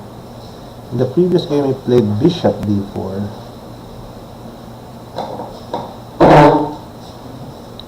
So I guess that's the difference between this and the previous game where he lost. Attorney, meron na po ba tayong copy ng Alpha Zero or any AI-based chess software sa Pilipinas? Yes, sir. Meron. Kalita pala yan. Oo, meron na po. It's called Fritz 17. And Fritz 17 comes with a neural network computer engine called Fat Fritz based on the Layla, thank you, AI engine. So yung Fat Fritz po, malakas po. But ang difference is that Fat Fritz or any other AI-based chess software depends largely on the strength of your video card. So pag malakas po yung video card mo, lalakas po yung strength ng AI na engine, because I think internally it will play a million games using your GPU, your graphic user in graphical processor unit, instead of your central processor unit. So if you use an onboard video graphics for your computer po, napakahina po ng AI engine. But if you use NVIDIA 1090 RTX, which is the recommended RTX line of graphics cards, then the AI engine Fat Fritz will be stronger than Fritz.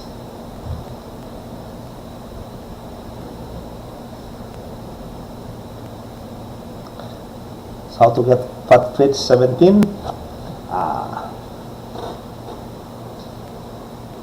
Buy it. Usually, buy it.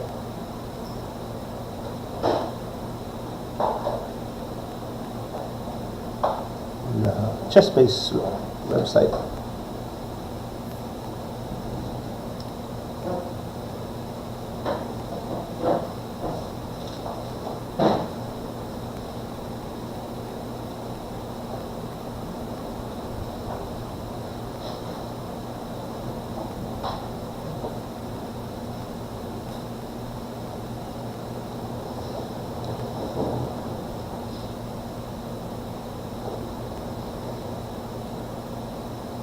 So, a typical position in the Sicilian defense, where black's chances lie on the queen side, whereas white is trying to do something on the king side on the center.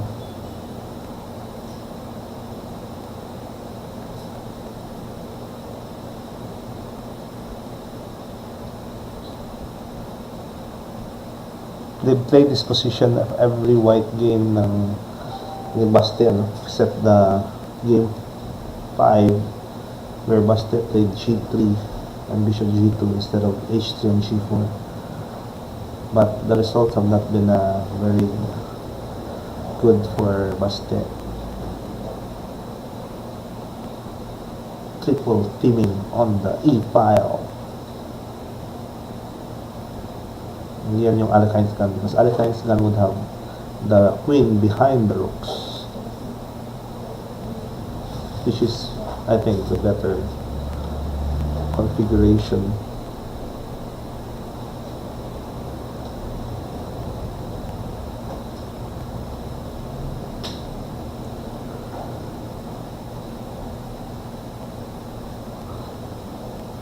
Queen f4 to remove the queen from the e file, actually, and play on the dark squares. Malay mo, baka makaland siya ng killing blow sa dark squares na king side.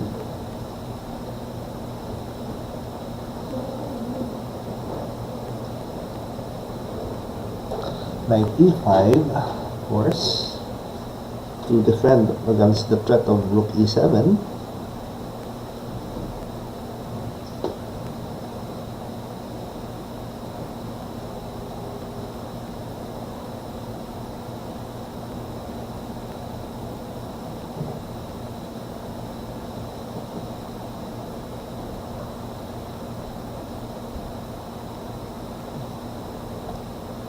Baste is thinking. Sa oras naman, lamang po si Baste ng 1 minute. Baste has 3 minutes and 20 seconds, whereas Bertil has 2 minutes and 21 seconds in his time. In his clock. So that knight on e5. Not the first time that we've seen a knight on e5 in this match. But it definitely is both defending and attacking.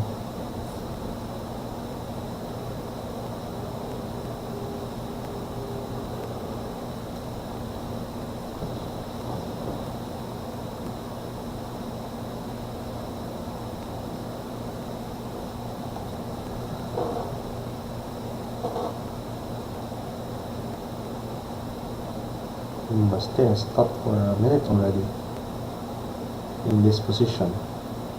Ginamit ako ni Baste ang lahat ng oras niya, lahat ng advantage ng oras niya. Now equal na sila ng oras ni Bertil.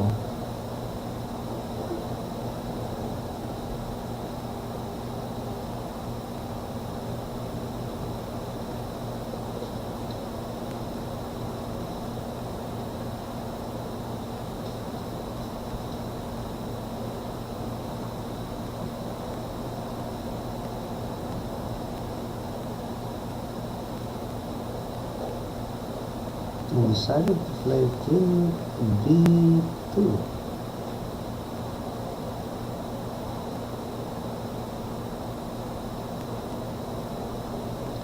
What will be the purpose of Queen B2? Getting away from the warcraft.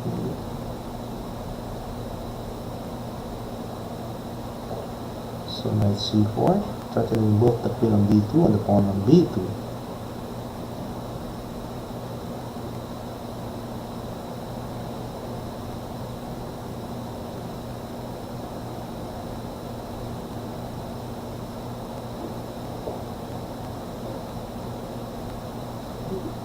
And isip-isip na naman si Baste.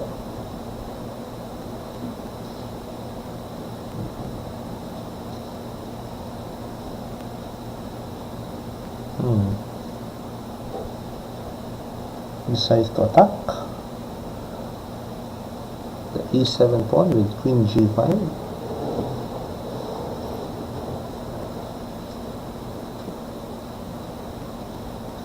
Putting the question back on Bertil to decide whether to capture the pawn on b2 or to defend the e7 pawn.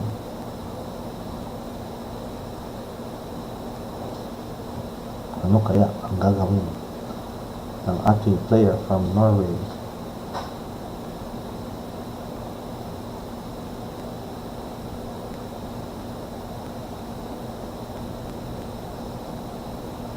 Queen g5. Bertil decided to capture the pawn on b2 anyway,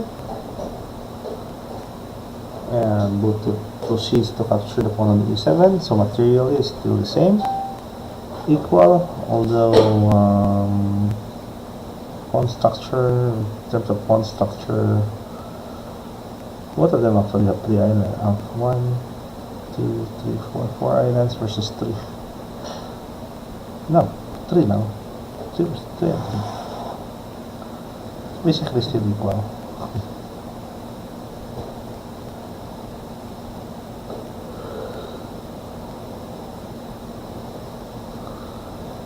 G5, not the first time that we have seen that move in Buto's game.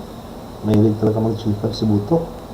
In the position where there's a pawn on F7, G6, and H7, A pawn on g5 could cripple all three pawns.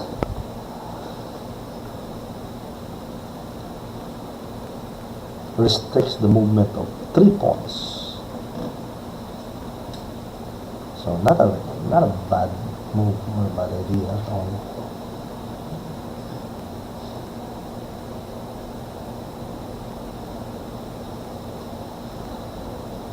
Bertil responds with queen d4, centralizing his queen.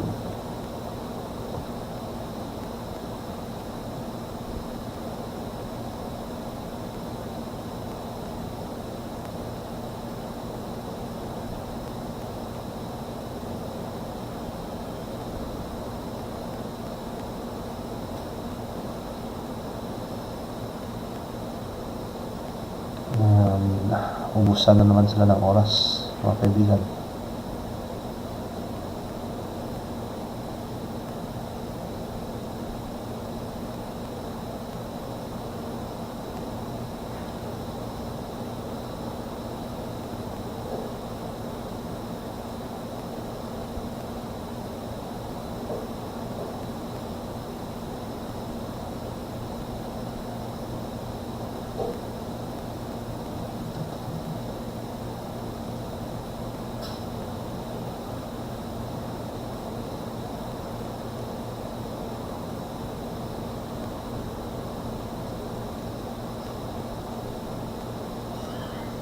Queen a6 threatens both pawns, no?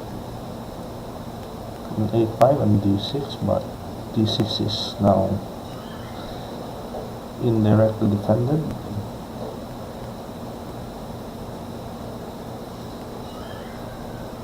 Queen d8, defending the g pawn.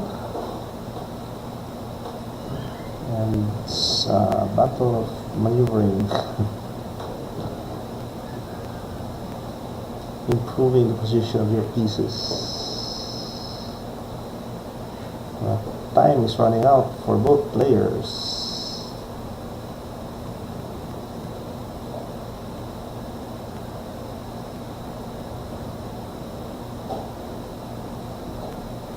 What's happening?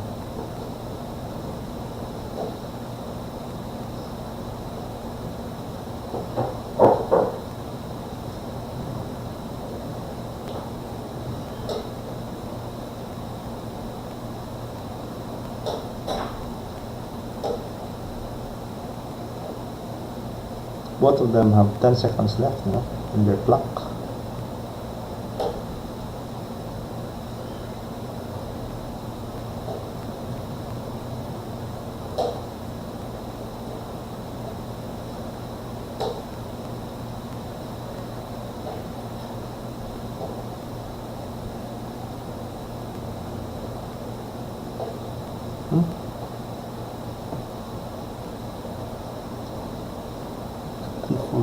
Ang dami ng posisyon na ganyan na.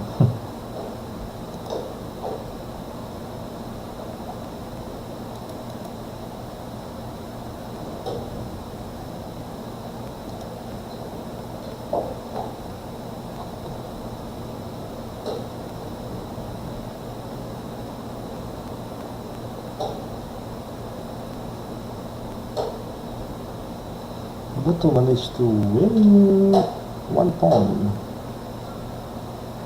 capturing both of the queenside pawns.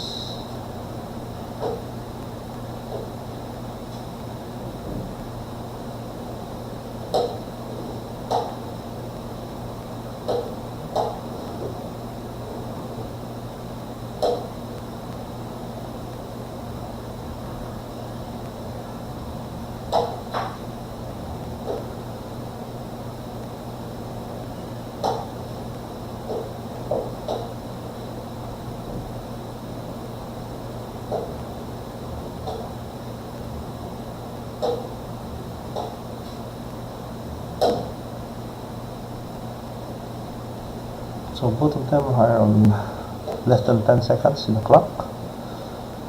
Pabilisan na talaga to.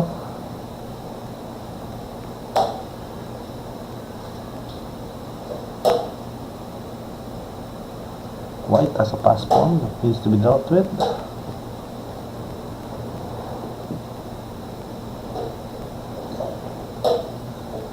And white gives up, black gives up a piece. It's Bertil Svendsen playing black.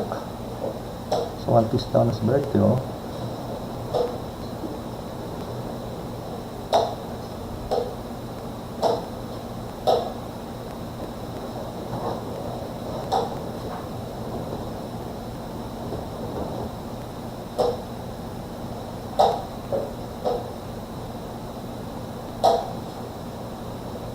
Okay.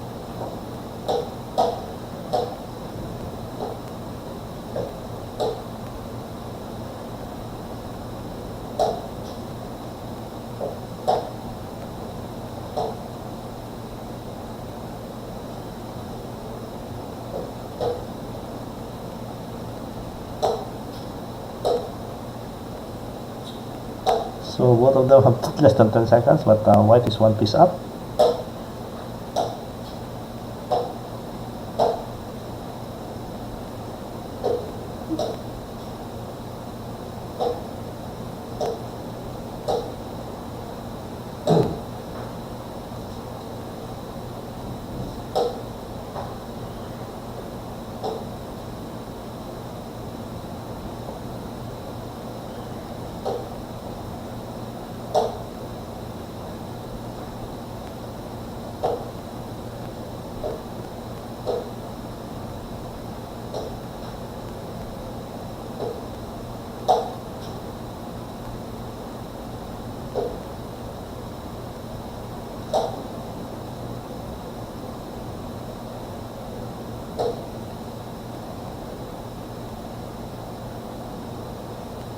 Talagang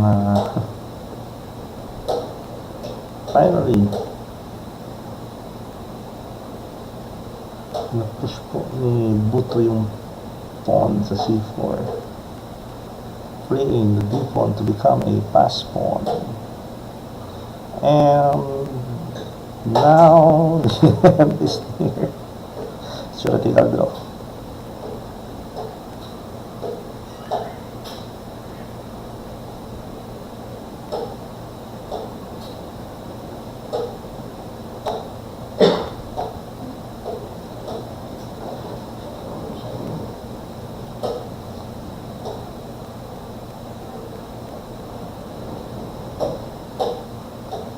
Okay, last capture is at 101 moves. So we will have to count 50 if nobody.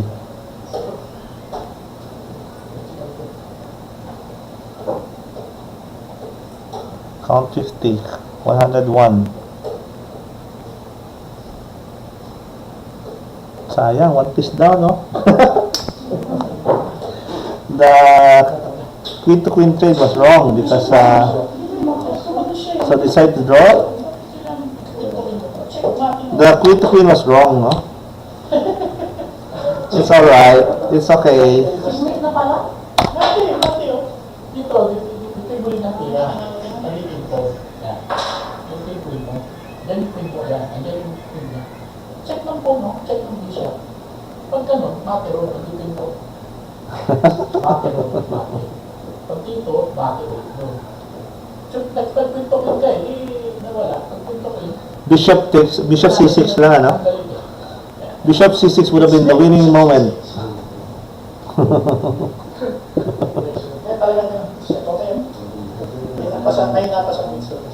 Alright, well, Bertil escapes with a draw. In game 7, Bishop C6 dito kanina. Game 7. This is game 7. Queen A4. Alright, so we prepare for the next game. Hindi nyo napansin, theoretical draw. So, hindi na napansin, theoretical draw pala. Theoretical draw pala. Oops. Isip nyo pa yan, walang theoretical draw. Bishop C6, Nick.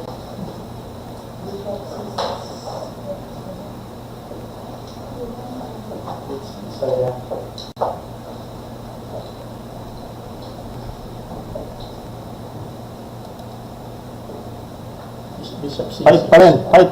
Fight.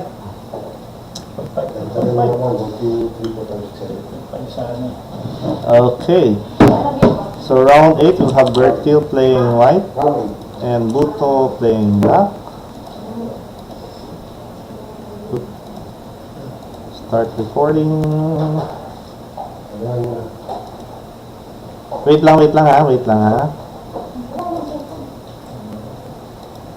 This is game 8. Okay, you may start.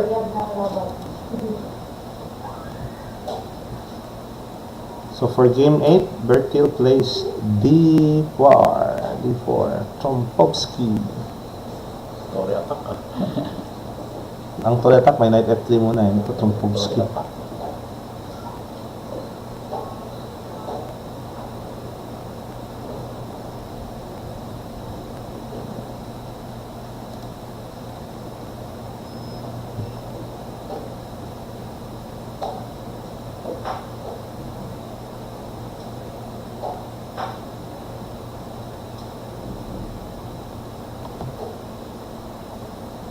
C5.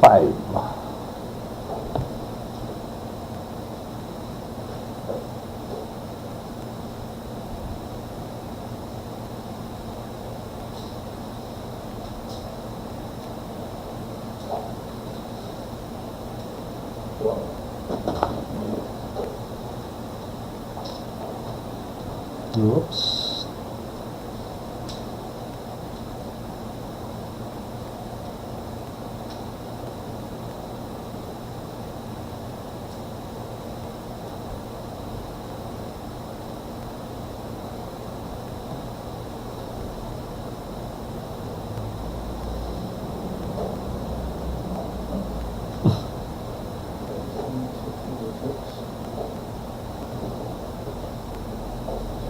Pwede check.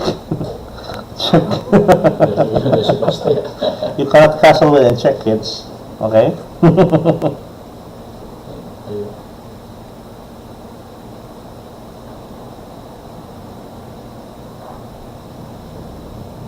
Lang pa ito. Ang Trompowski.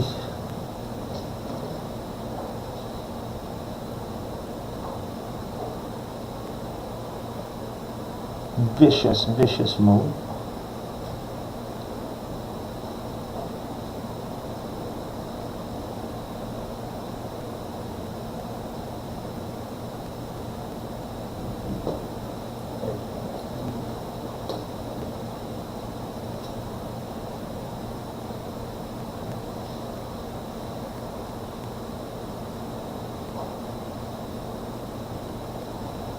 Hindi ba yan?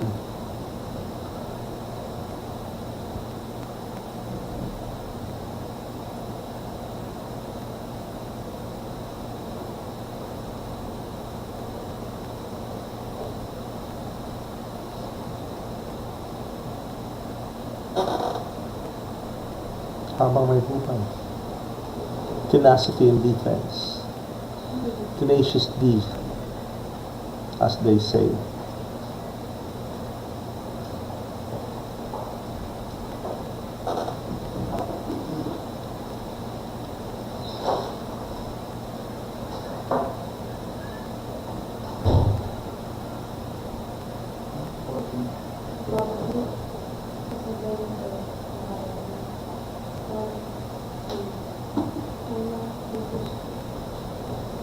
Tenacious D.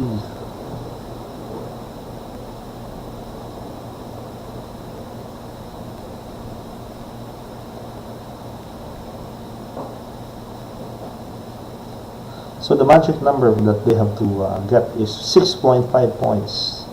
The first to win 6.5 points wins.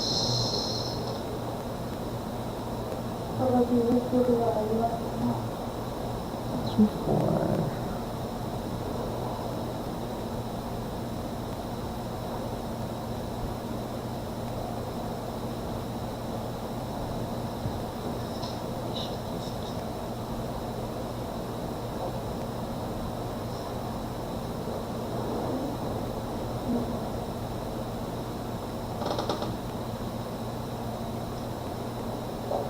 Wow.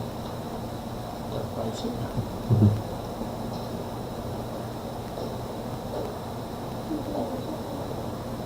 And then 3, 4. But the worst is over. Oh. The worst is over. So, tanong na lang saan.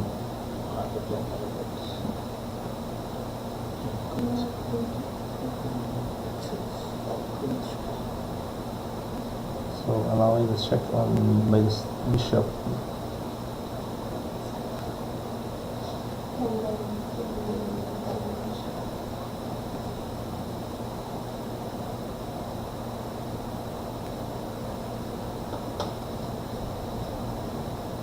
No.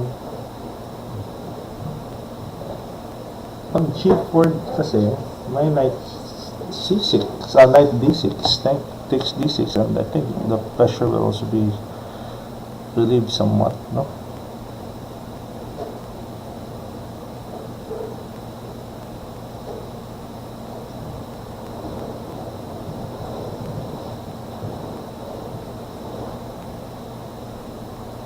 So, black is still not out of the woods, although the pressure has been released somewhat.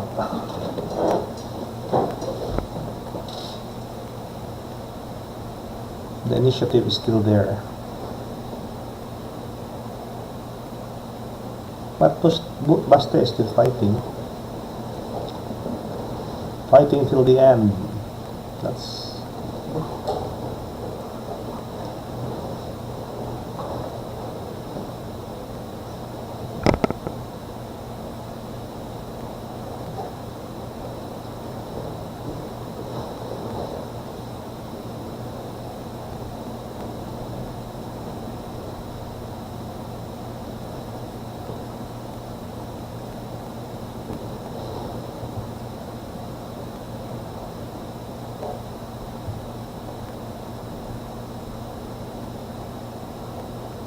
yun pala. A beautiful coordination of his pieces.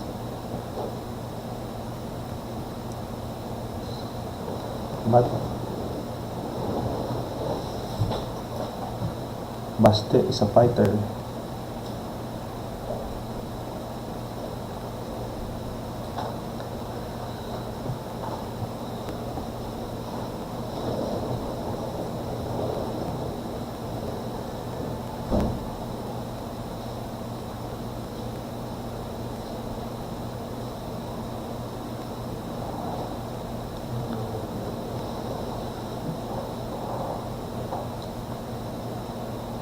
White has 1 minute left, 1 minute and 50 seconds left, while black still has 3 minutes left.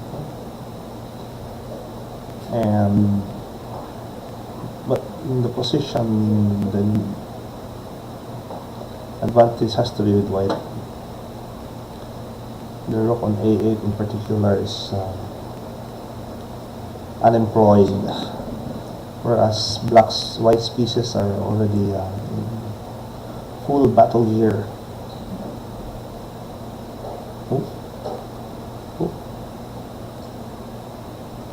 And the position drastically changed.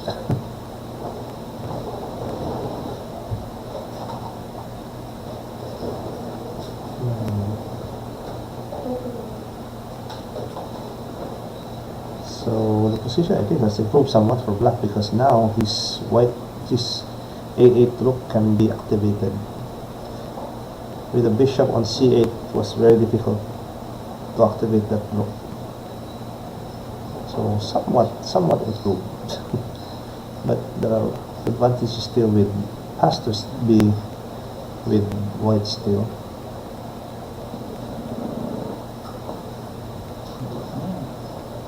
Black na lang.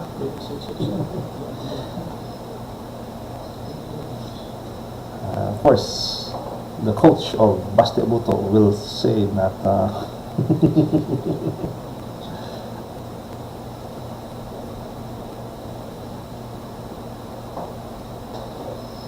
materially even lang, no? Actually, materially it's even, but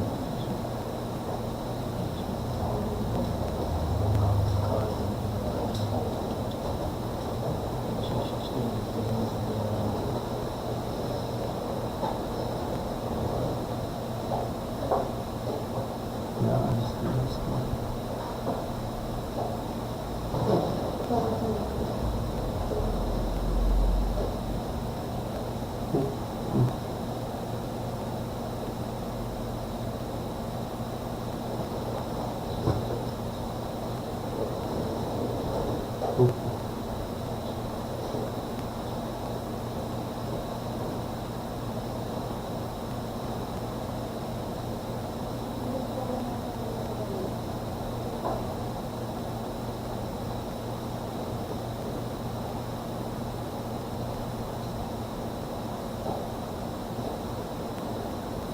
na to.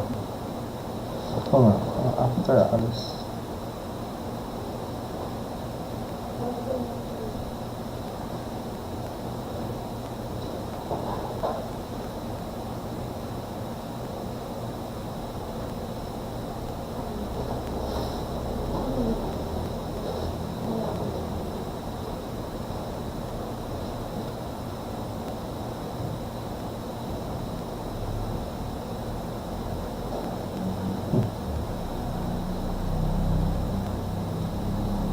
So, but time-wise naman po si Baste, dahil may 2 minutes pa siya, whereas Bertil has 40 seconds pa lang. But the position is still difficult for Black, I think.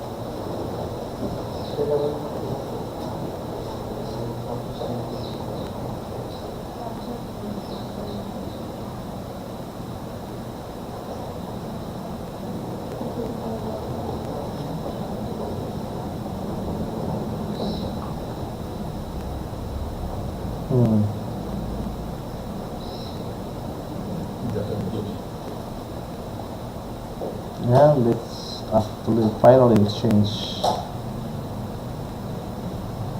queens.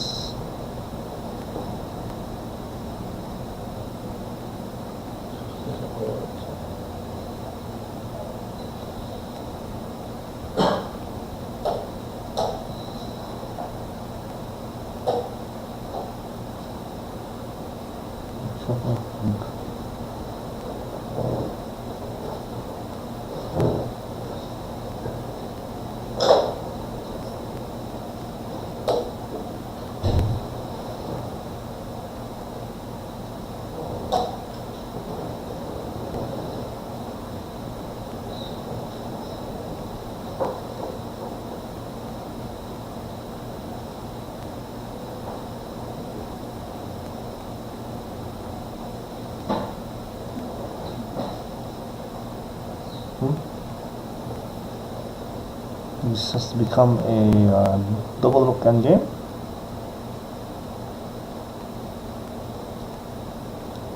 Buto pressing on the queen side and Bertil's pressing on the king side.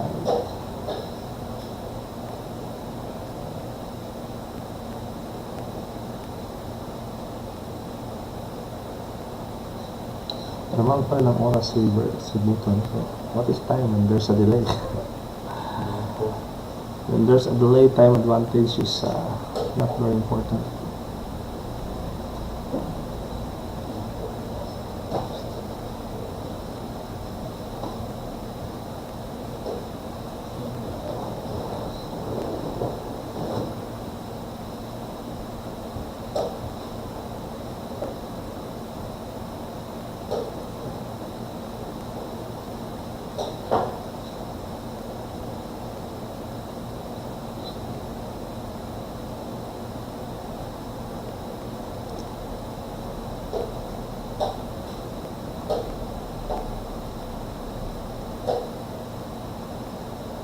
Depends na.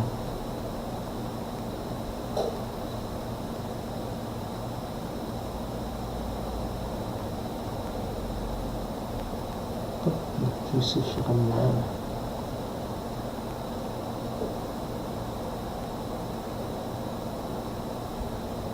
Hindi pala no? Look, G6 may E6 pala no?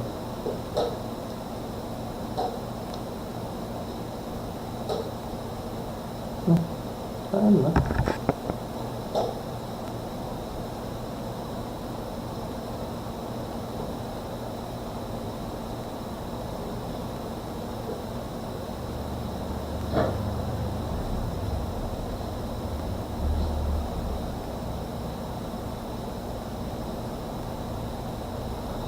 And they have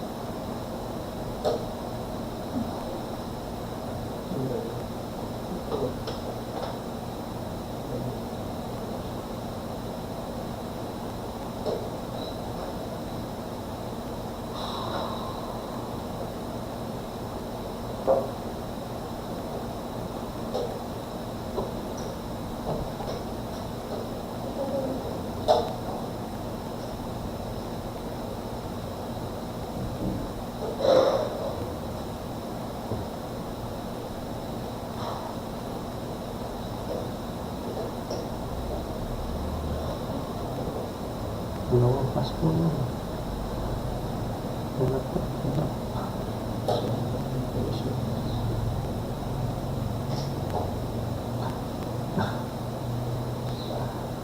His last hope yun.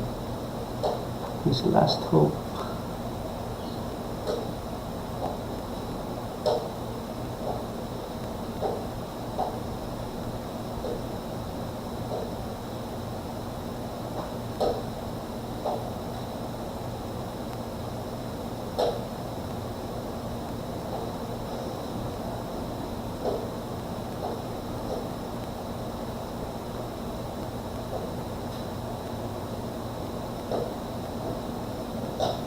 And wins again.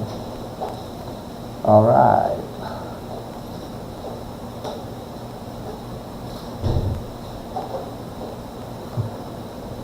Sayang. Alright. So Bertil is is one win away from winning the match. The score is now 5.5, 2.5. So like I said, win or lose po, panalo po si Basti dito because of the experience and the games that he will surely study to see where he can improve, no? But right now, Magnus Carlsen's compatriot is on the verge of winning. If he wins again, it will be match point, because he only needs 6.5 points to win the match.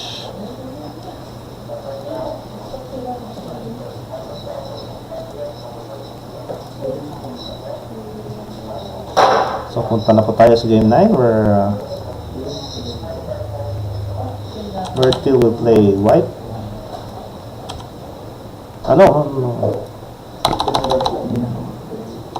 Buto will play white this time. Bertil will black. Okay. So ina-analyze pa nila.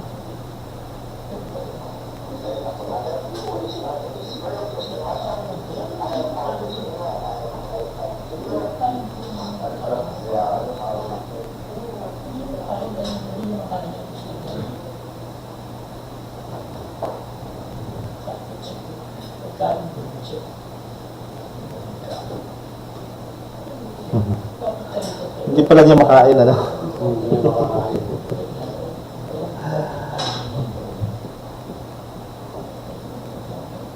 Oh, the things that an international master can see.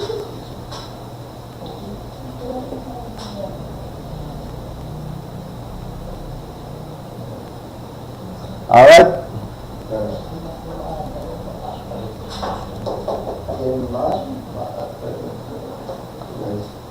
We proceed to game 9, guys. Yes. Game 9. Game 9.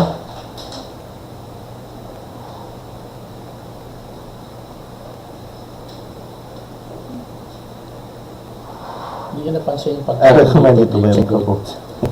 Sorry po. I do have a microphone, a good one, but I left. It's not here in the house right now, unfortunately. But definitely in the next podcast, Well, I have remembered to bring the clock, so we already have a digital clock to use. However, seems I've forgotten to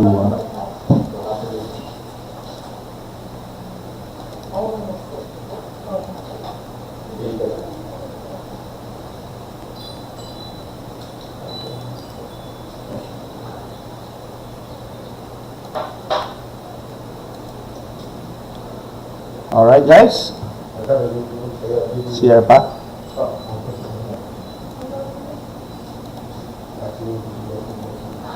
Yeah, but definitely this microphone is very low tech. I will have to change it in the next broadcast. Okay, so after 8 games,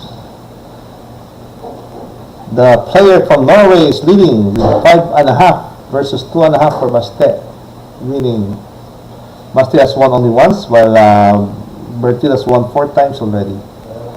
So game 9, let's see.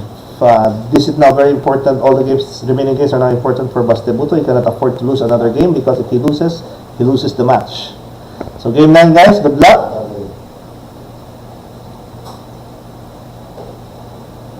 Bahser stays true to his Sicilian defense, E4 opening.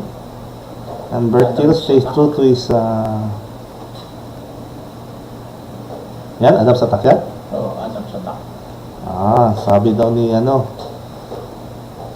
that's called the Adam's attack according to International Master Chito Garma. Why not A3? So knight. Kabalik siya dyan. Kaya tayo magsiko. He almost won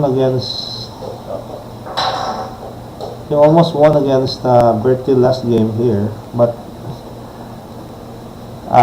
Bahser Buto overlooked the resulting position after the exchange of queens, although one piece up is actually a theoretical draw. So we've seen this position many times in this match. The black knight will eventually move to E5.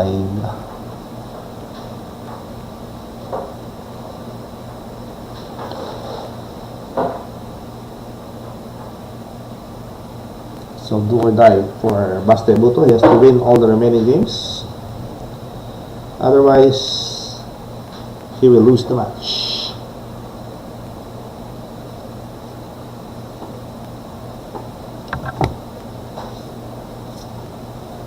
Nasa 5 o'clock na po tayo ngayon. 3 hours na po pala tayo nag-broadcast.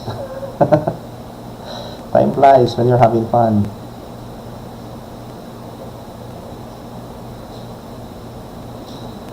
But if all of this one. Rook E2, of course, to defend the pawn on C2. Overprotect, that is.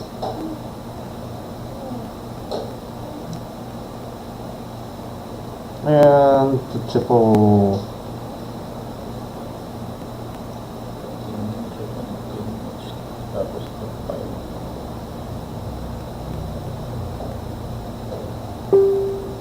So this is actually the same as his game last time, no, against Bertil, where Bertil once again moved knight E5. Exactly the same as game 7.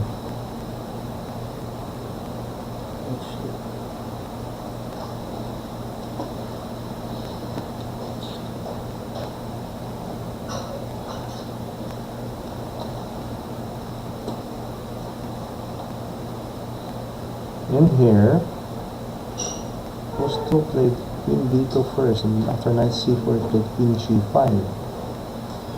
In game 7, Bahser played queen d2, and after knight c4 queen g5. Let's see what will happen in this game. Whether Bahser will repeat his opening choice, or whether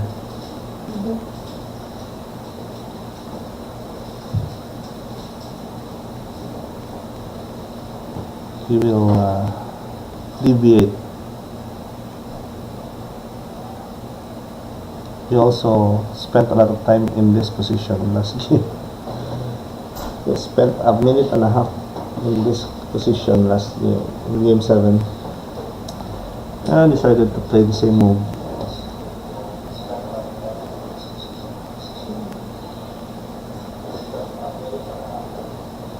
But this time, Bertil varies with a3 instead of knight c4.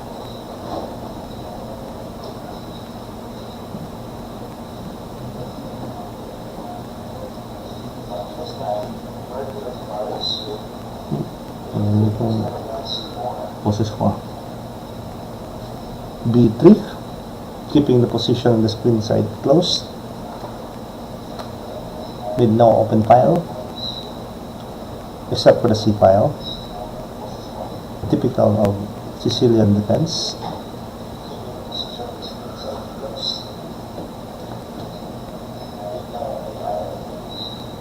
Queen C5, adding pressure on the C pawn, but not enough, still not enough, because the C pawn was already overprotected.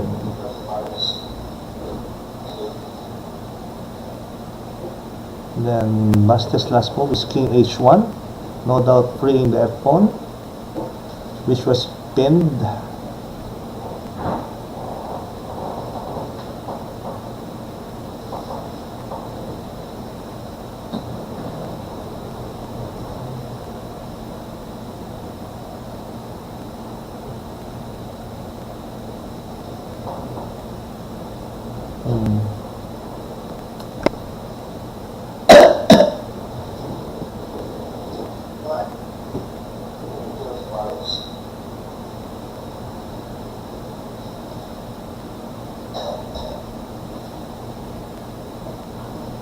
Bertil has been to the Philippines often already, ano? Many times already, no? And he likes playing with international master Chito Garma.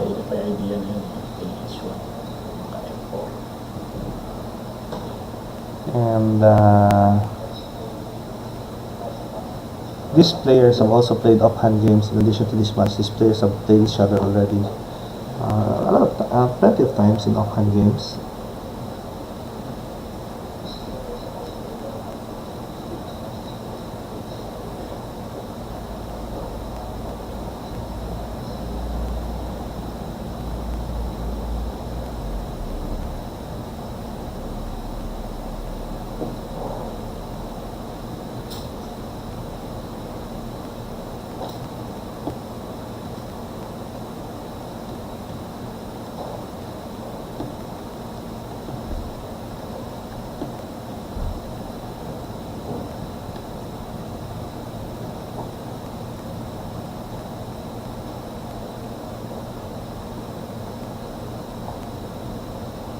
Queen C3, offering the exchange of queens, which I think shouldn't be accepted because white has a lot of weaknesses. But Bahser Buto decides to offer a free trade again in return, which Bertil accepted.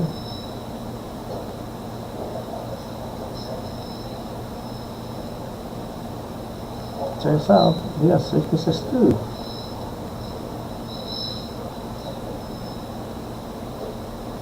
The weakness on D4.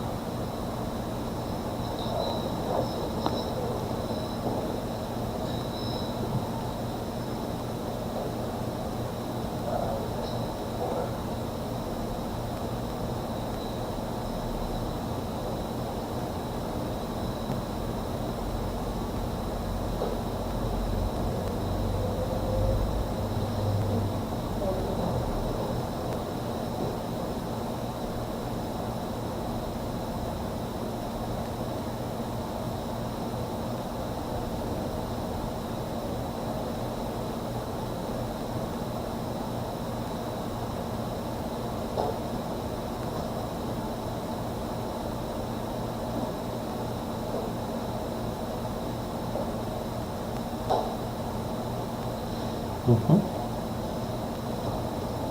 So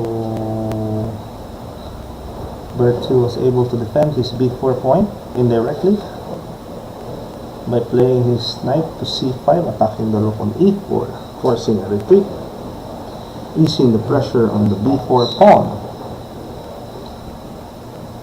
But ang tanong, paano ma-activate yung bishop ng puti?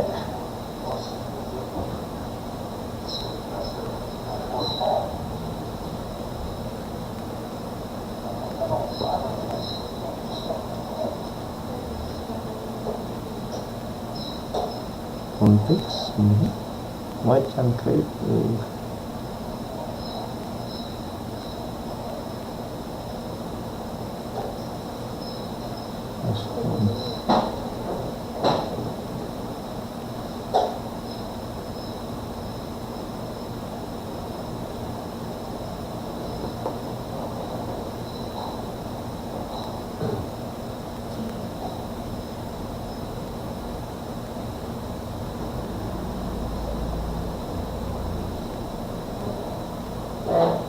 knight b7.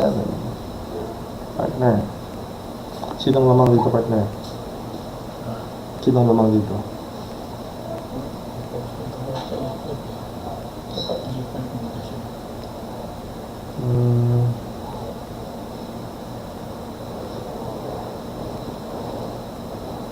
The rook will position itself on e5, defending f7 actually.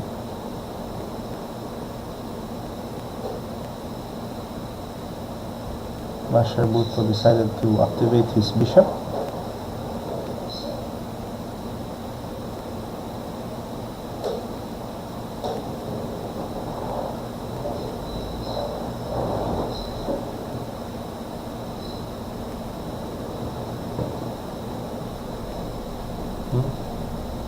King g7, avoiding the pin on the f file, perhaps preparing the rook move to the h file if necessary. And now, what to do? So behind na po sa oras si Baste.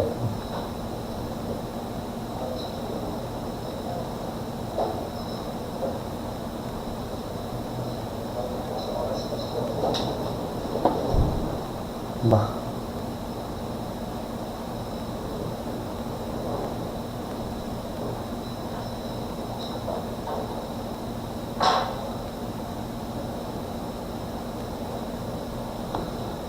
Retreat.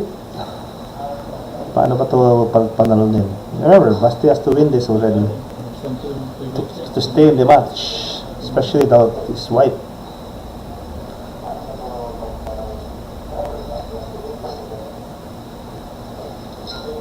Whereas Bertil is content to draw.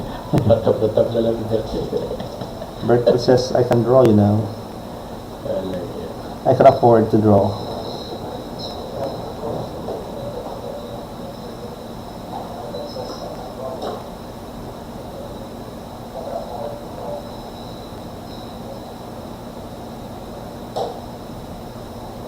Threefold. Fourfold.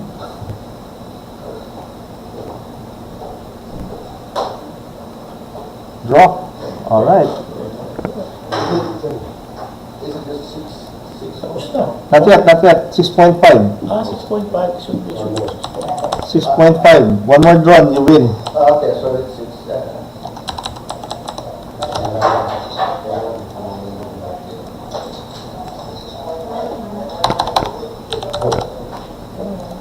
So 6-3.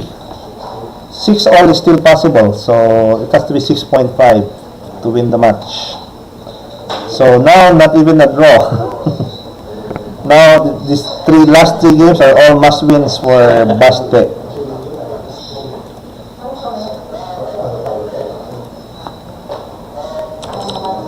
For sure, Tumpowski will be rolled out.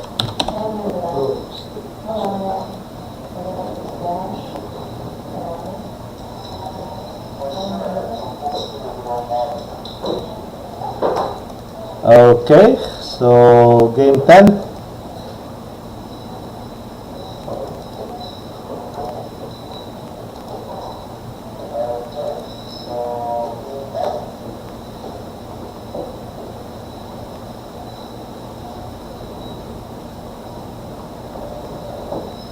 Finally.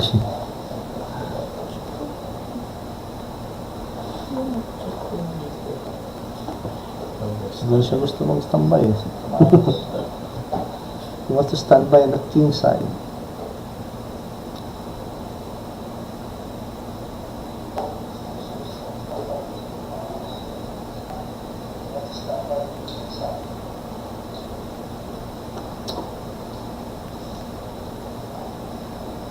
Okay, this is a game that Bahser Buto must win to stay in the match.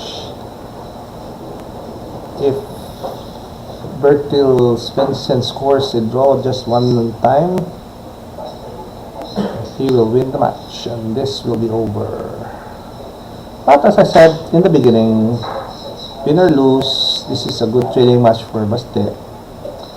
He can study the games and find out where he went wrong, so he can prepare with his coach how to be stronger, so that if they meet again,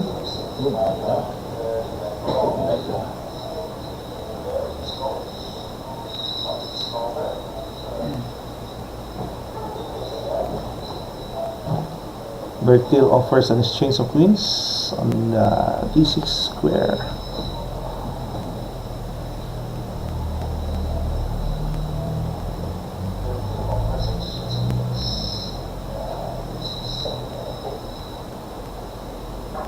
Knight a6 to defend the queen.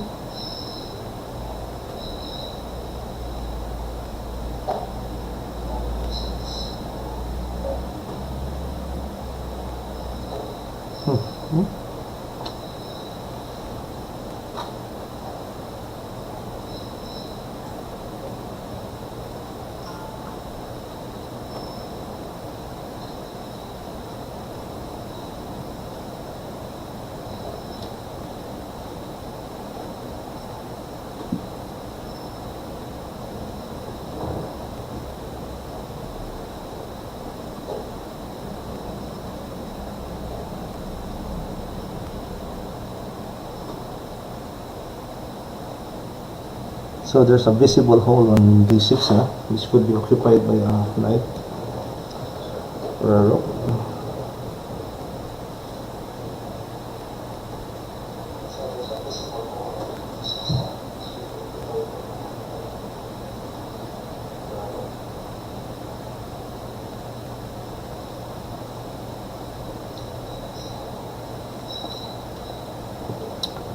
RD8. RD8 is attacking something.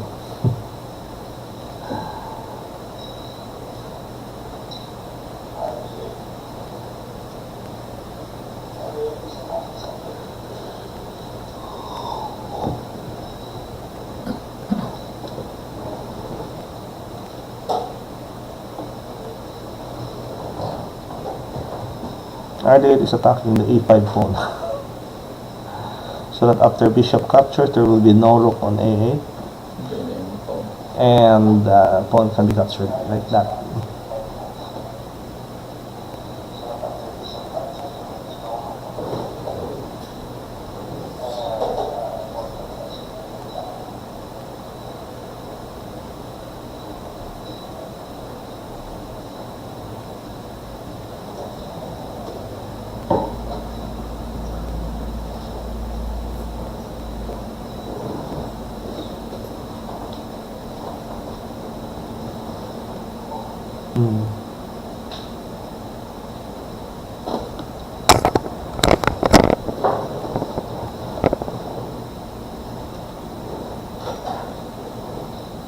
Knight a4.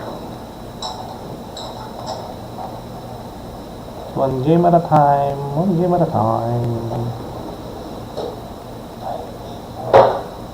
Oh gosh.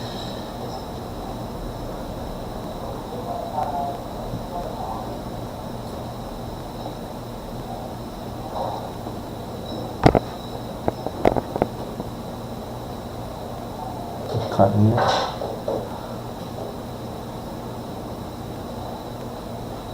But then he has that also. So I guess Baste once again survives it on Pomsky. At least nakasurvive.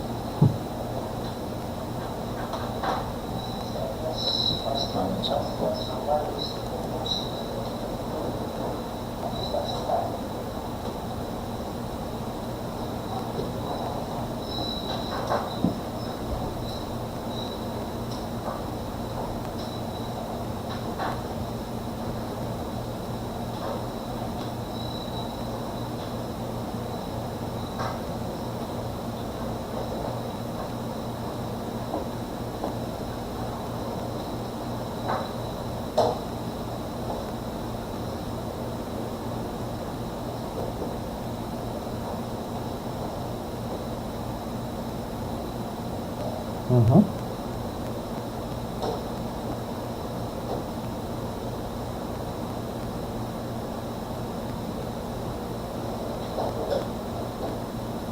Transposing once again to the end game.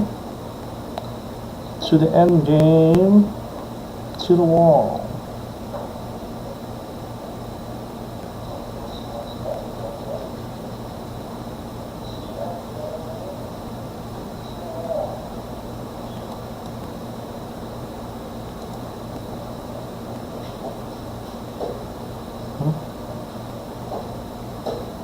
And dual doubling on the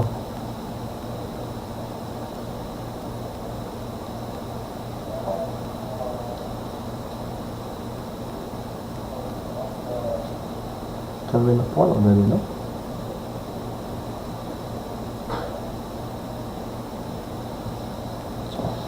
Ito.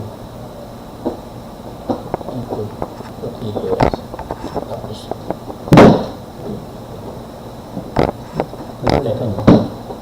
para mayroong export na. Kaya, tama yun. Para mayroong export yan. Kaya, tama yung ginawa ni Basto. Para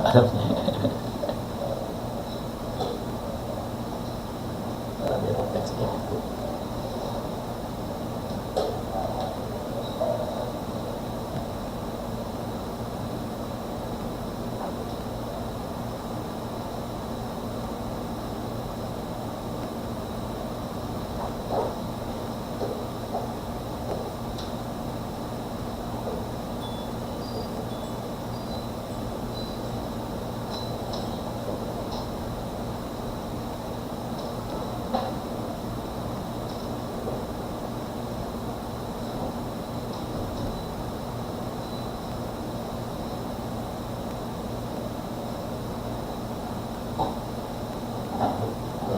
Baka hardware ni Basto.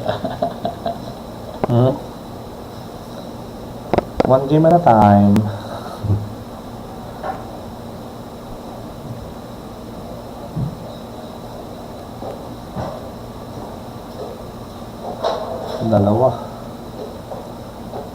Dalawang pawn ang nakuha. So now it's a 3-pawn advantage. Sabi ni Bertil, ako rin, ganun din ako. I'll try to do the same.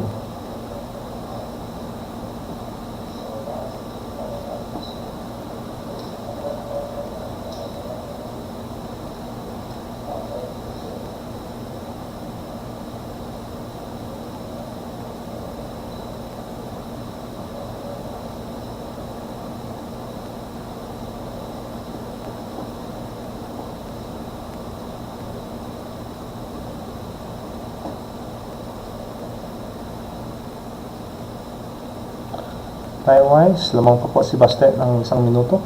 He has 2 minutes and 30 seconds, whereas Bertil only has 1 minute and 30 seconds. So, but in the match, it's Bertil Svendsen leading by 3 points at 6, with Bahser Buto at 3 points. If Bertil scores just 1 more draw, he will already win the match, and the match will be over.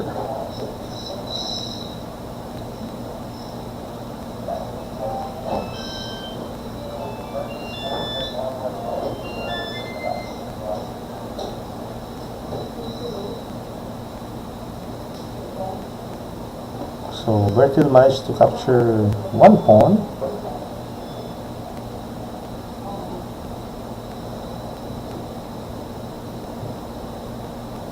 and we'll perhaps capture another point.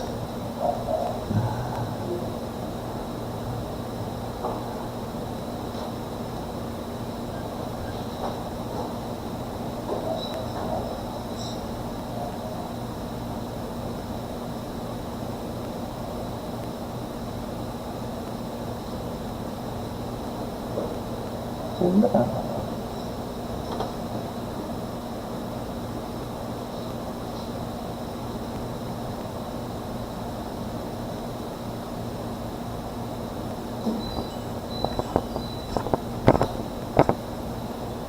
You should play your trump cards.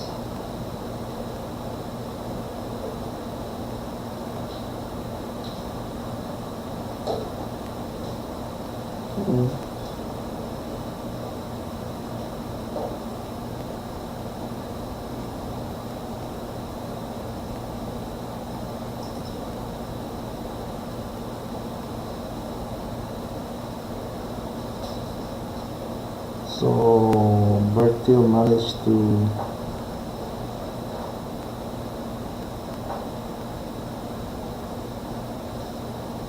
recover 2 pawns, so it's now just a 1 pawn advantage for Baste in a rook endgame, double rook endgame. But the pawns on the queen side are both pass pawns, whereas white still has to create a pass pawn, although he can easily create one.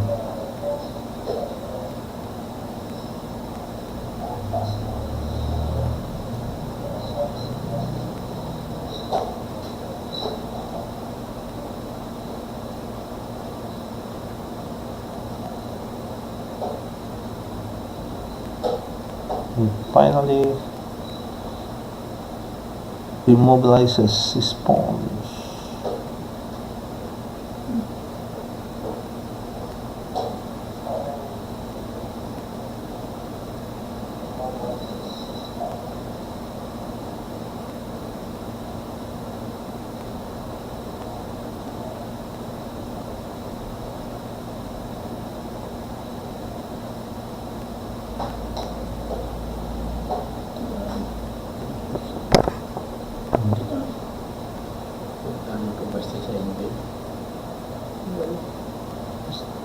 Become a very dangerous pawn. Unahan pa.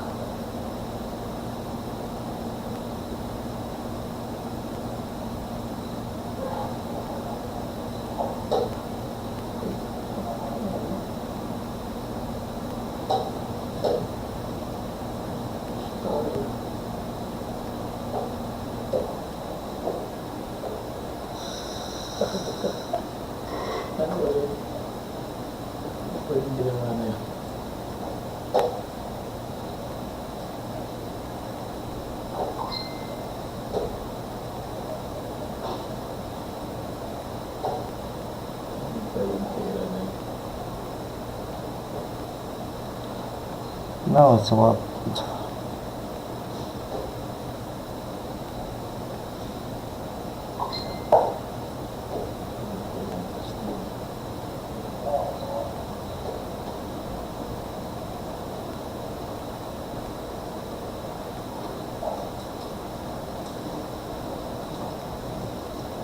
well, malakas talaga si Bertil.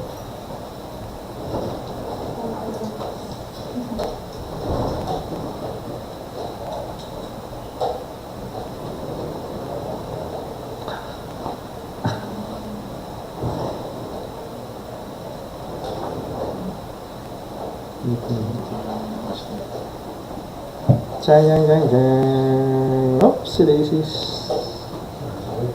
Jang, jang, jang, jang.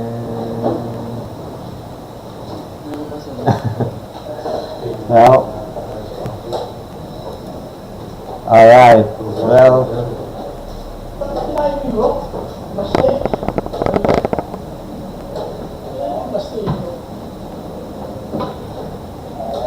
and resigns. Oh, checkmate. So with that checkmate,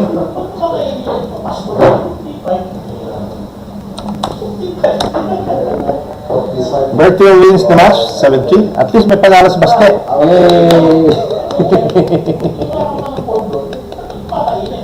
At least may panalo sa basket.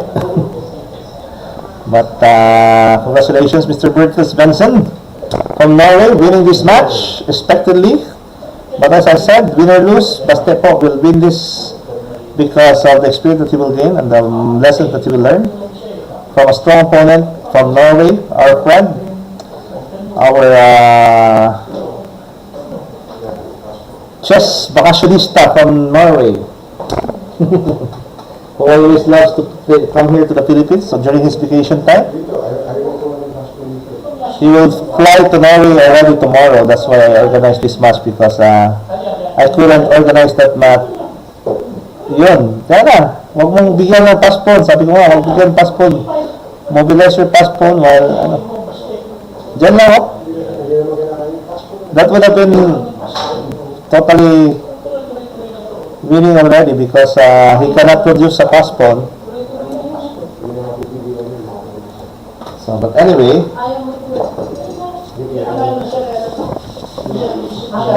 I hope you enjoyed that match as much as I did.